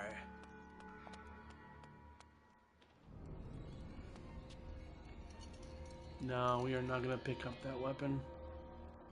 Aha! That's exactly what I needed to do.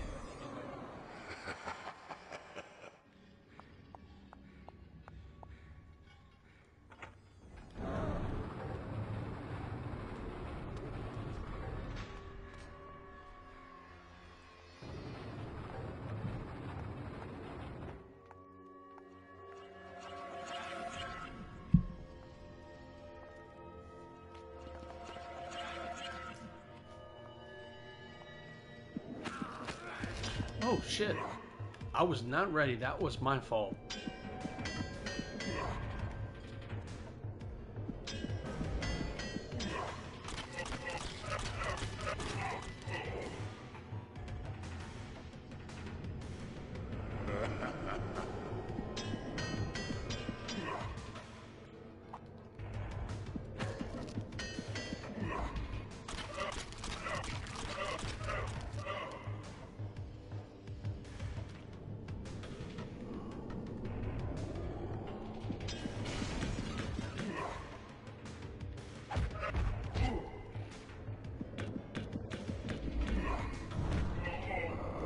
Nice.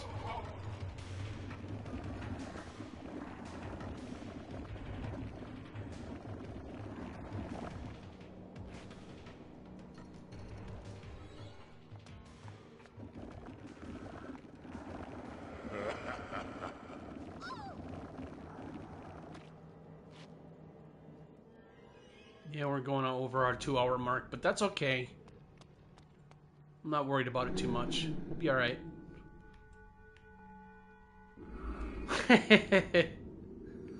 Yeah, you're not wrong. You are not wrong.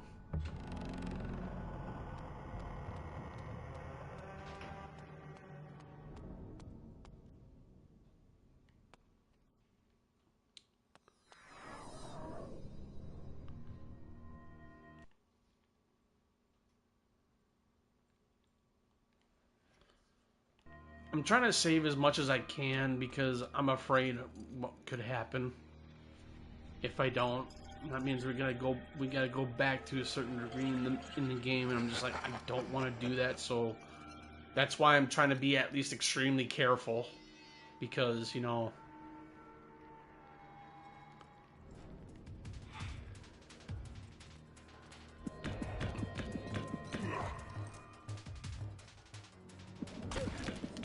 Oops.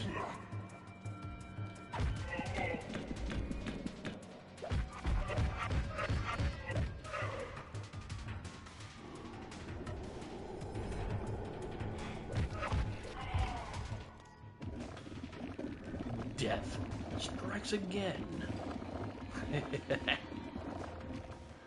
Love it.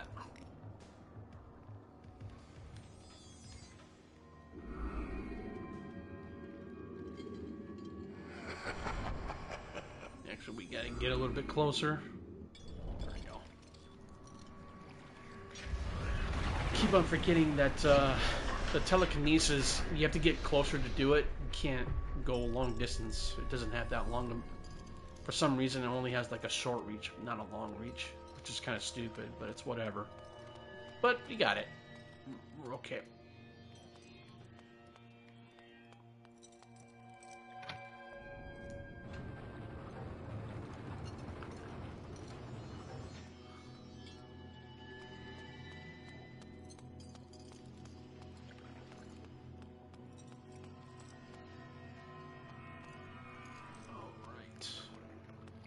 Gotta use telekinesis one more time.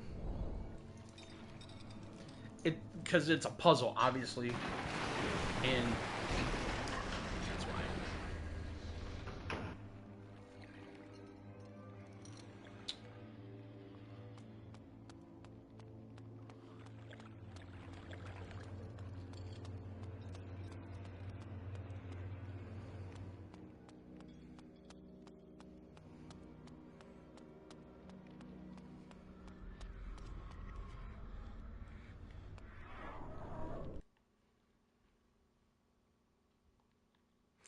Yeah, we're at, let's see, hang on a second. It's like, how far are we now? 55%. Not bad. We're getting there. And believe it or not, it's actually, if you think about it, if you've never played this game before, it's actually a lot shorter than you might think. Where is my meat? Sopping with blood. Sorry about that. I had my controller down. There! Stop that! You know you're not allowed back there! Get back! Give me meat! 1,400 ounces every day, and it will be fresh. And when I was, Two legs. And when I was talking about the boss fight, you understand what you will see once we go up against Magnus here. No, I've had my allotment. 1,400 ounces or 20 stone. You may go.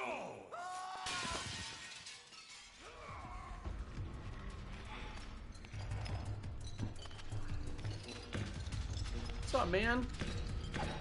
Exactly.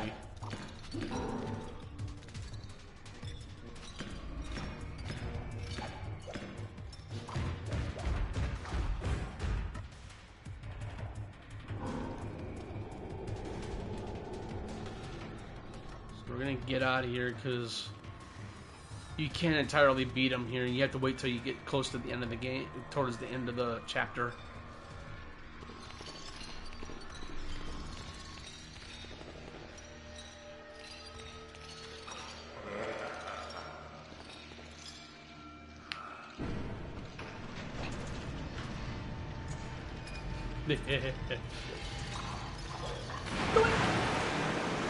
He went right into the drink. Oh, man.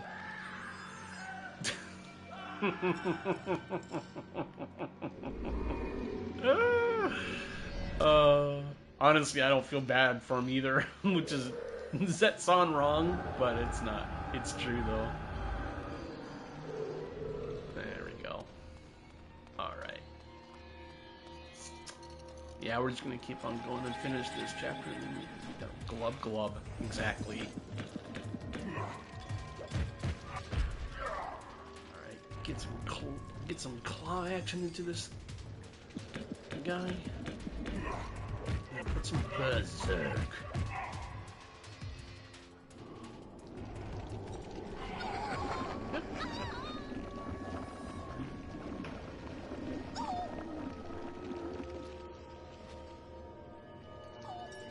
Well, actually, I remember what I was going to talk about earlier. If they're going to remake, I think if they were to do a remake on a game, I think should be this one.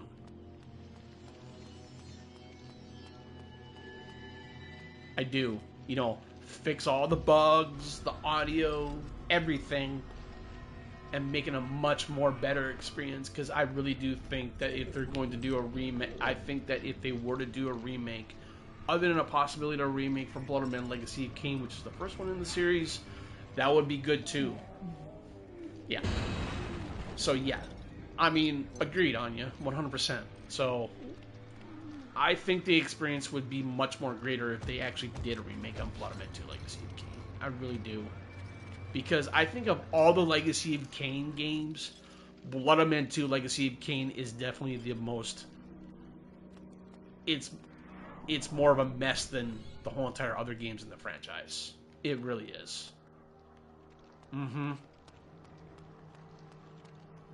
Oh, I almost forgot about that one.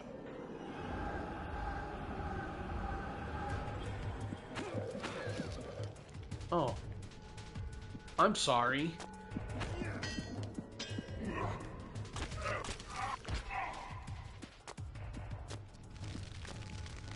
Oh, no.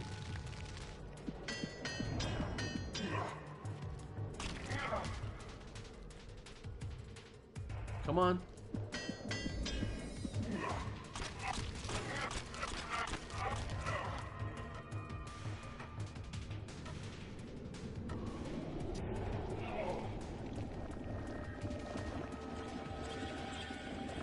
Oh, great. Another one. Are you freaking kidding me?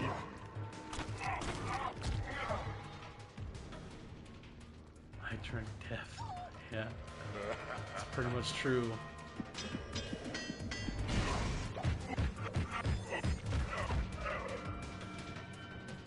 See, I just love that ability, though. It's so good. It really is. But like I said, though, the Immolation and the Berserk in this game are definitely my favorites. I love the jump ability, though.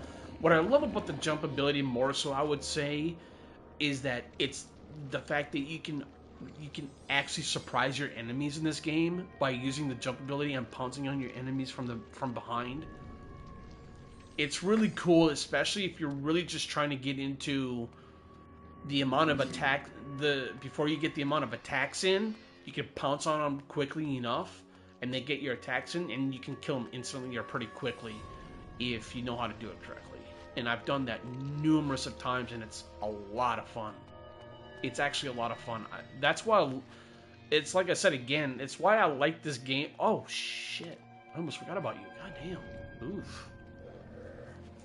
But that's what I'm saying, though. I think that's where Blood Omen 2 Legacy of Kain really does a really good job of the utilization of Kain's powers, and like the jump ability, the berserk, you know, like the immolation or the fury,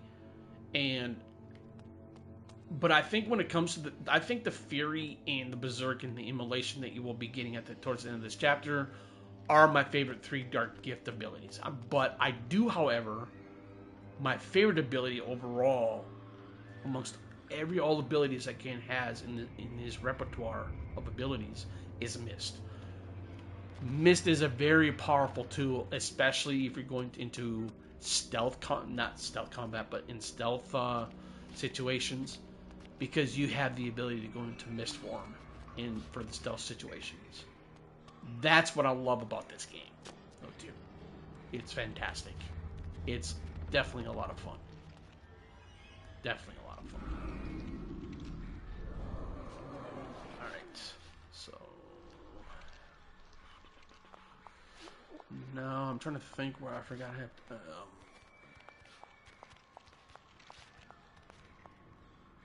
There's a switch over here somewhere. Where to go? Oh yeah, here it is. Yep.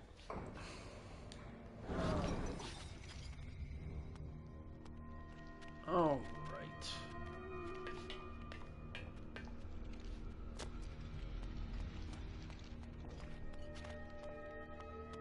Mm-hmm.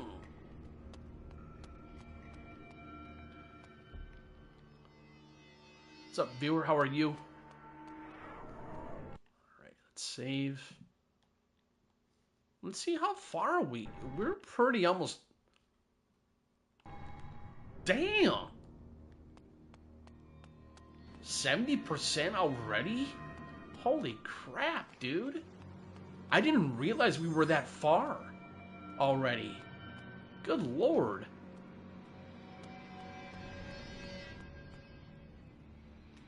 Damn. I know, like I said, I surprise myself sometimes. I really do. But again, as I've always mentioned, repetitiveness here, my apologies. It all has to do with... Thank you.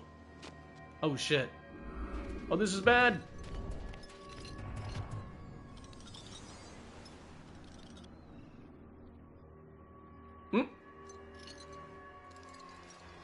Okay, we got him anyways.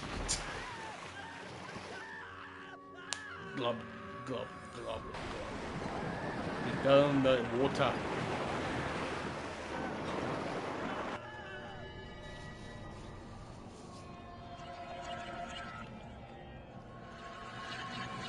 Yeah, no, but I really greatly appreciate that you guys have been tuning into my live streams and today's. It's fantastic. Thank you so much. It's always awesome to talk amongst my fellow viewers and as such. It's so good. I love talking to you guys. It's so much fun. I greatly appreciate it.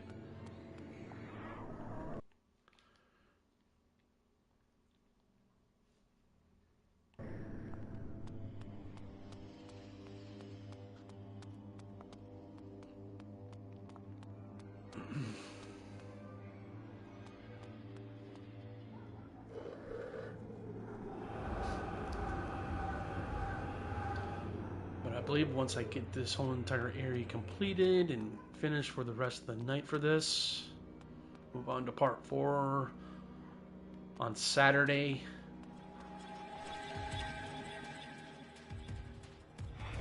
I'm gonna get something to eat once I get done in this chat, because I'm actually getting kind of hungry.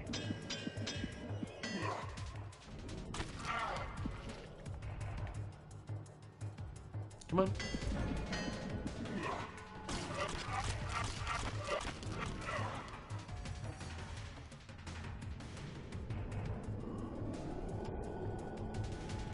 Oh!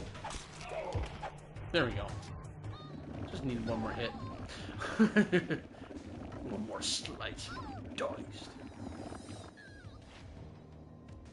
Or like Duke Nukem would say, come get some. Ah.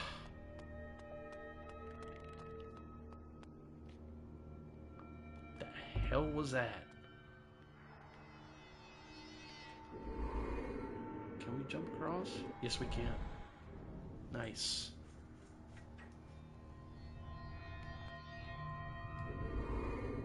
Nope.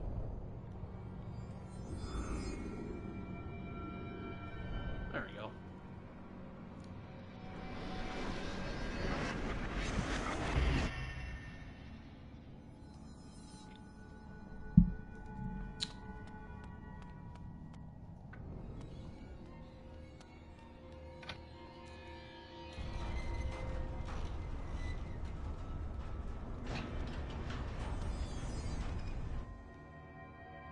You know, the jump ability.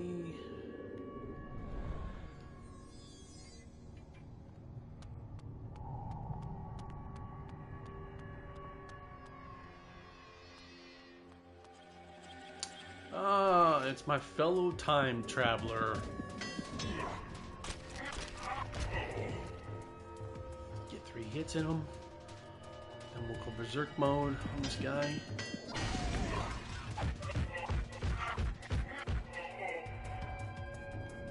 Doesn't matter, man. I believe. I think here, I believe. It's not over here. Okay, it's over here.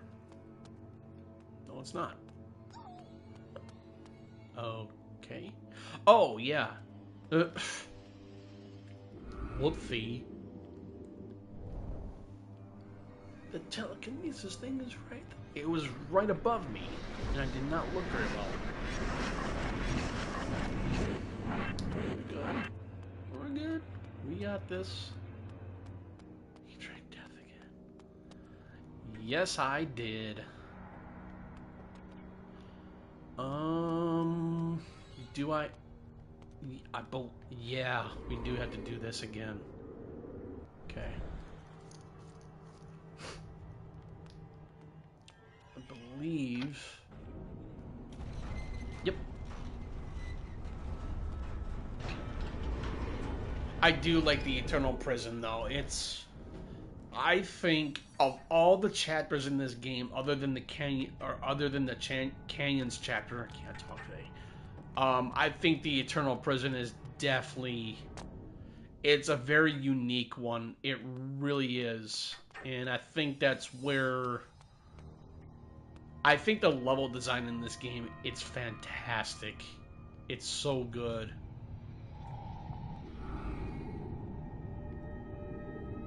Okay, I can't do that. Am I missing something here?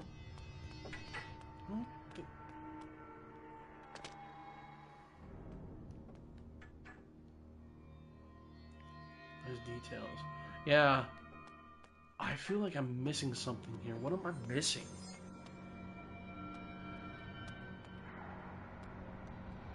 Wait a minute. I think I have to... Oh my god. Yeah, I gotta go back over this way again. Oops.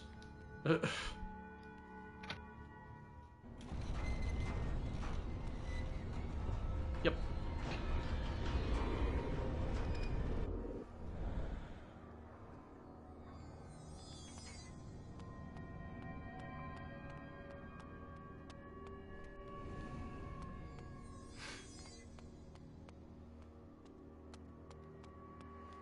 Yep. That's what I had to do.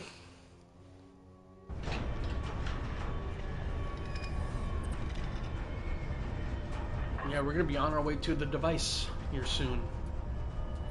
Ah, I'm the last.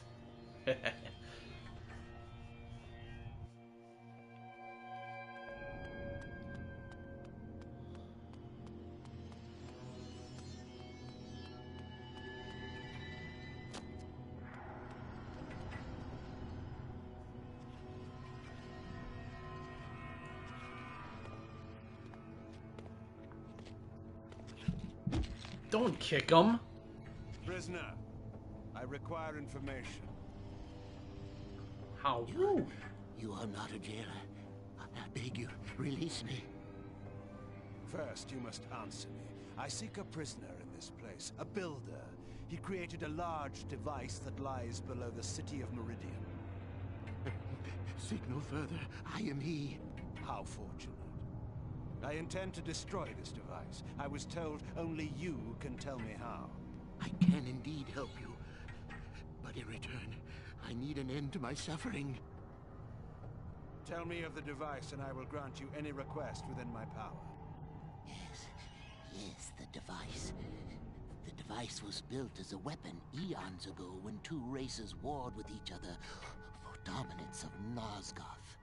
It houses an ancient creature whose very mind is capable of killing any living thing with but a thought.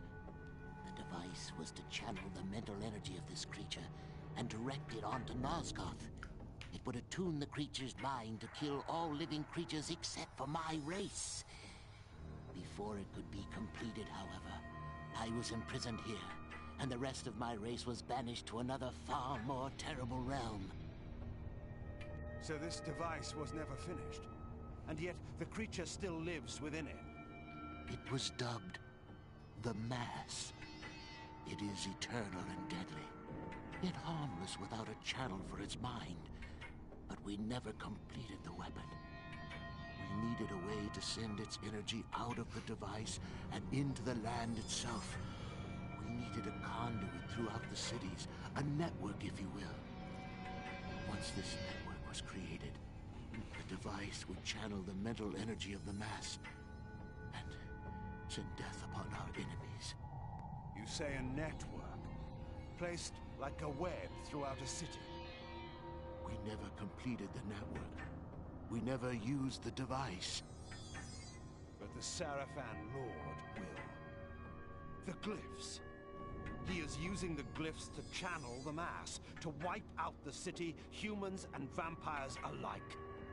That must be his plan.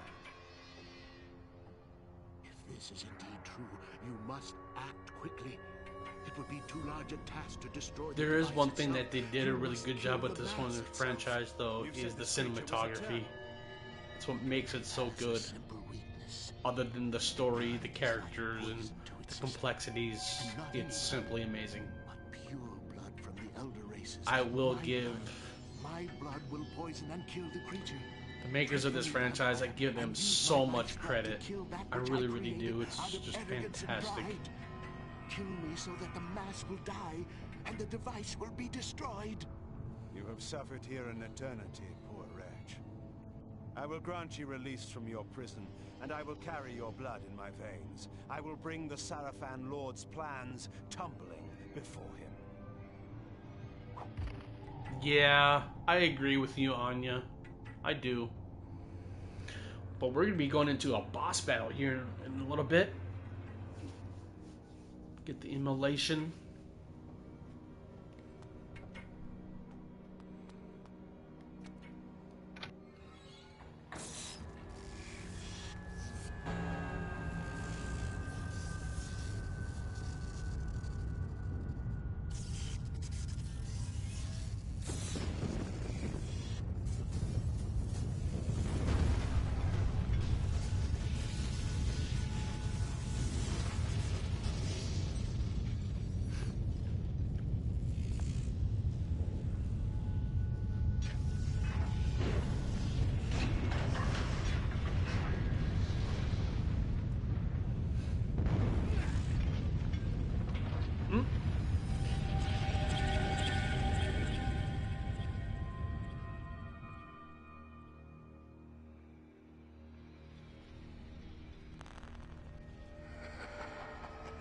I'm going to save it here.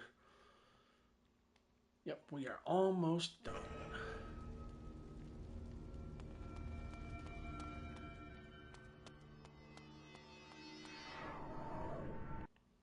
Save it one more time, just for safety purposes. You never know.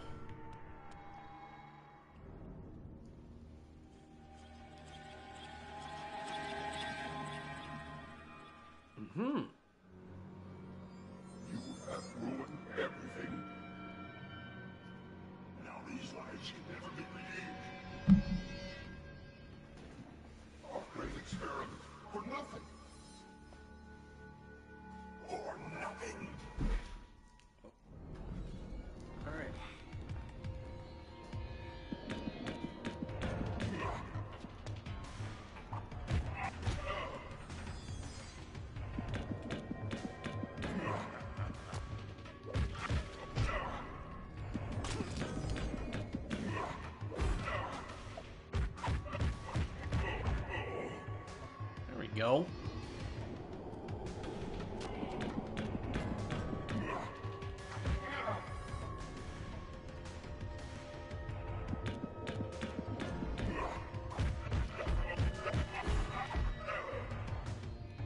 Nice. I'm drinking death again. Death is only the beginning.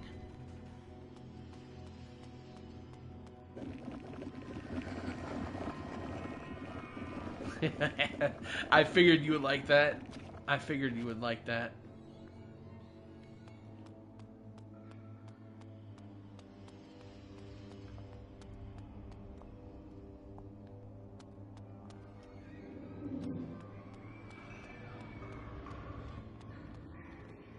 No, we can definitely go with the broadsword a little bit here.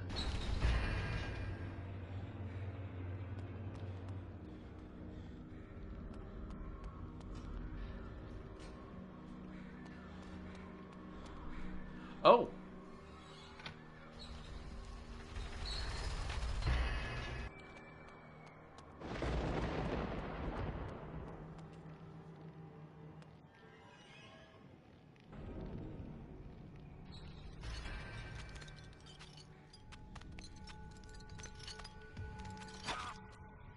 No, get away from me.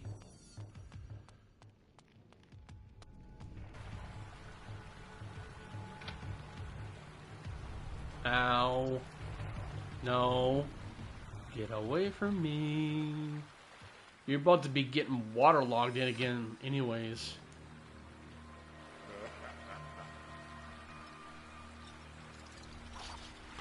There he goes again. Yeah, exact.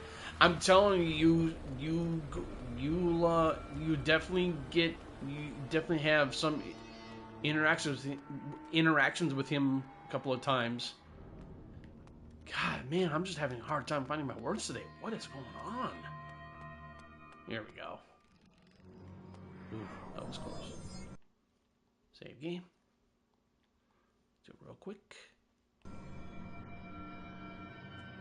Need telekinesis anyway.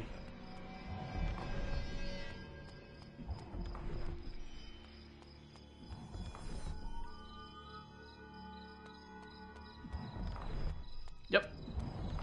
Excellent.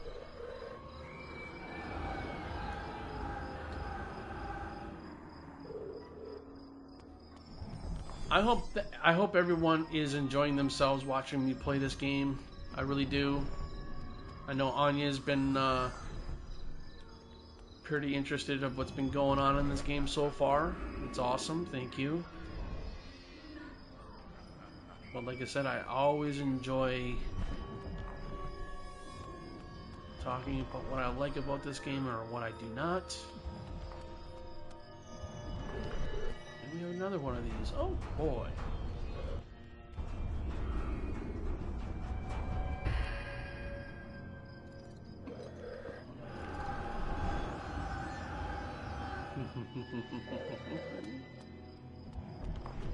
Oh, wrong way.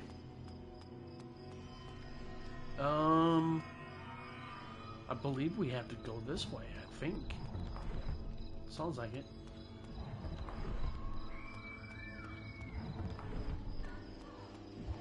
That's only one thing I hate about this area is that you really have to be careful where you're gonna go. Okay, we've already been there.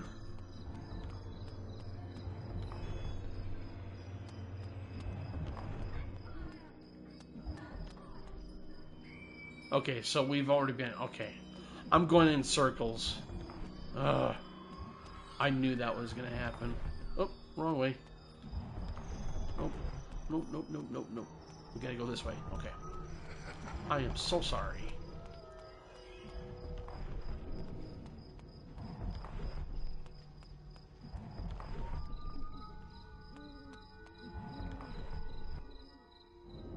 Okay, we've been that way already. This way. Like exactly. It pretty much is.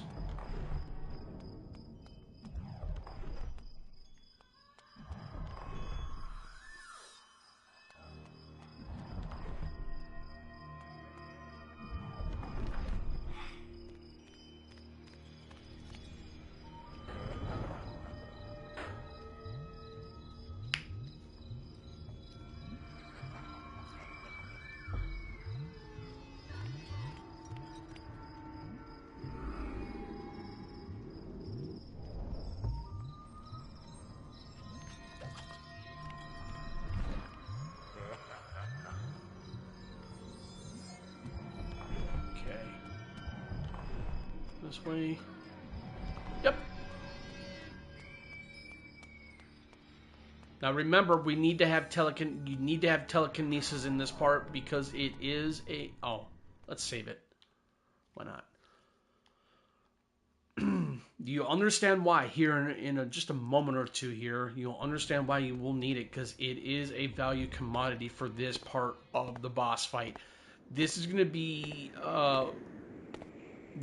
the first part of the boss fight, and then in the second part, it's pretty easy to do. It's really not that difficult, but like I said, you will see. Yes, that is correct.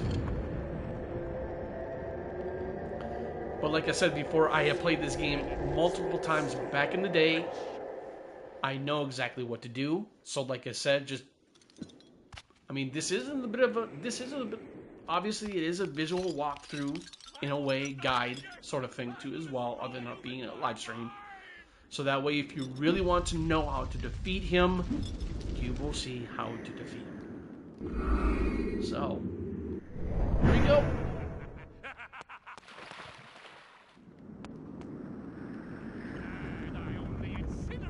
So, go behind any of these columns. Use telekinesis on him once again. Knock him into the water. And go behind each of these columns so that way he does not attack you. There you go. Use your telekinesis and then repeat.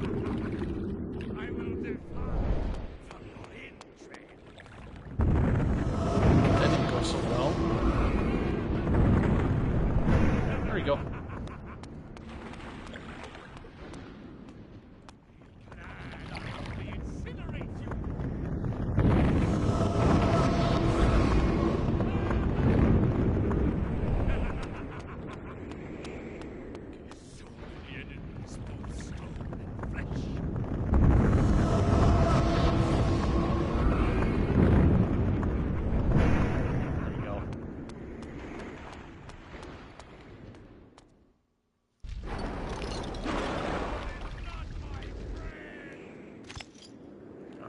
That is the first wave of this boss fight.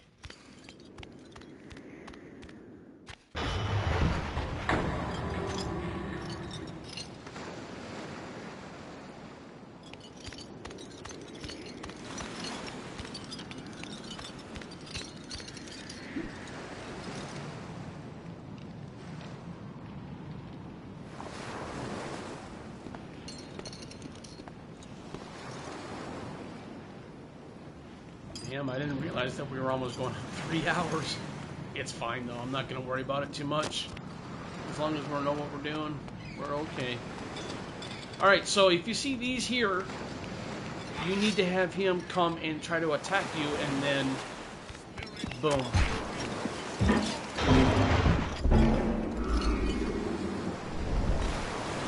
Put that.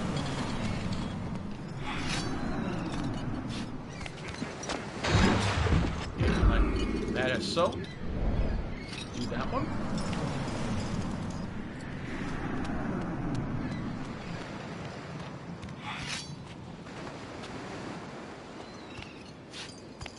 Dodge.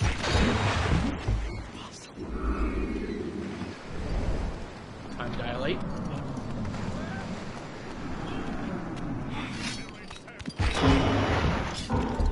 That one, 2. Now here is the Easter egg coming up.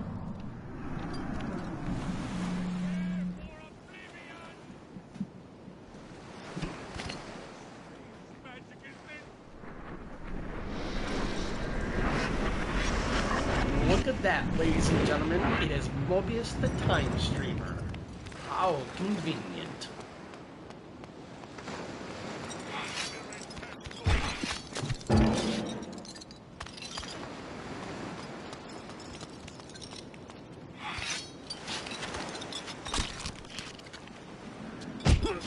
Oh, shit! Get up.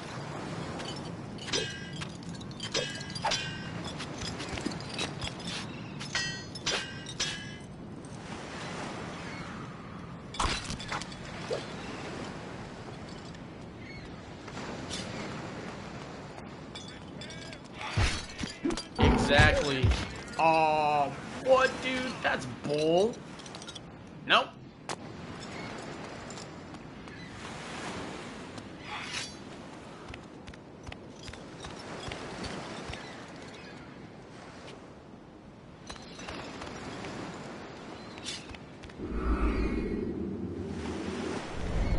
Use telekinesis on him. He's the only way for him to attack you.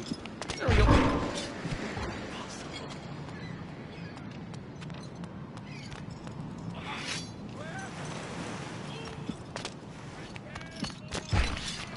There we go.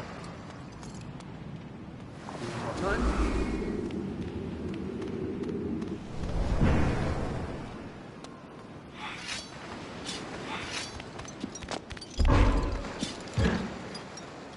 Okay, so you see that? You had to, like, basically break the staff of Mobius again. And when you do that, boom. Now what you gotta do is make sure that you square up.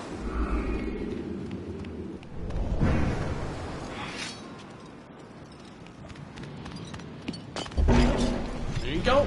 That's that.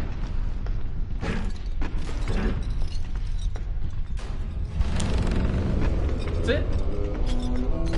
That's the second wave and final part of the boss fight.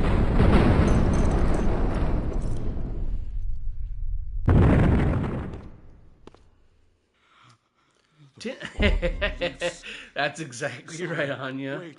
That's exactly right. No trickery, sire. I am your servant once again, your champion. Pathetic wretch. I have no...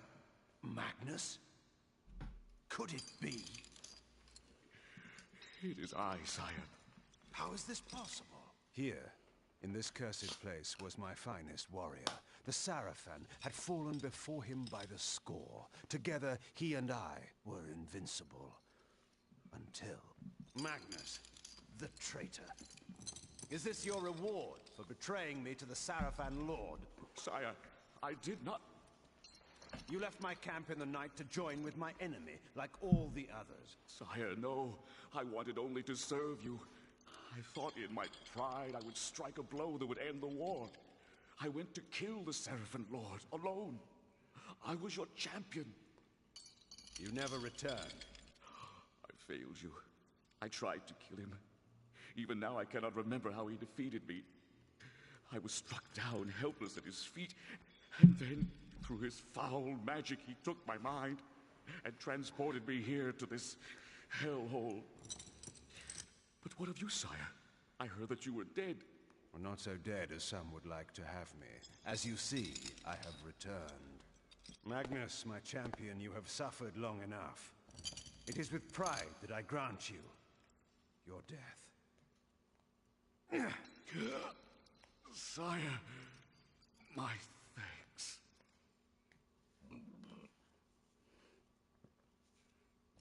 And this is where you get immolate from this guy.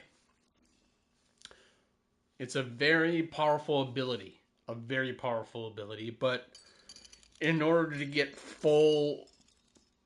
In order to get it, have it full replenish of your power bar, that's how you can be able to use it. It takes a long time for it to... Be free, as the rest of us. Living or dead can never be. There we go, ladies and gentlemen. We are now on Chapter 9.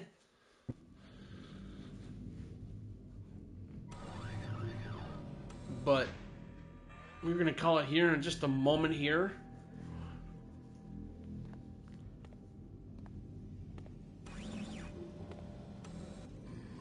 Once this cutscene goes through and everything else, we're going to call it quits for the night. And like I said, we will do the final part this upcoming weekend. Probably be doing it, like I said, we will do it Saturday. I think Saturday is going to be the best day for me to do it.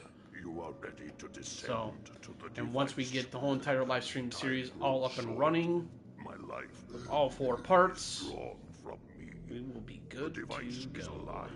You must destroy it. What can you tell me of the creature within? The slaves speak of it as the Mass. It has great power, yet it is just an animal. The blood in your veins will kill it. How do I reach the device? And then in my final part as well, we will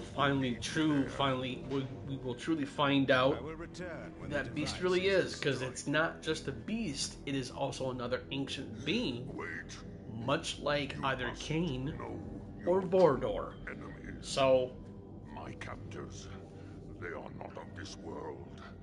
They control the glyph magic by which Meridian is enslaved. They pull the strings of the Sarafan while in the disguise of the glyph rites. They are called the Hilden, and their leader is, of course, The Sarafan Lord. They are powerful creatures, Cain. You will encounter them below. Beware their magic. Now, find the mass. Destroy the device. You may toast my victory at day's end. Until then. alright guys, that is it for right now, but like I said, we will do the final live stream series here this upcoming weekend. Let's find out where this other one is. Where is it? Oh, it's right here. Yep, there it is.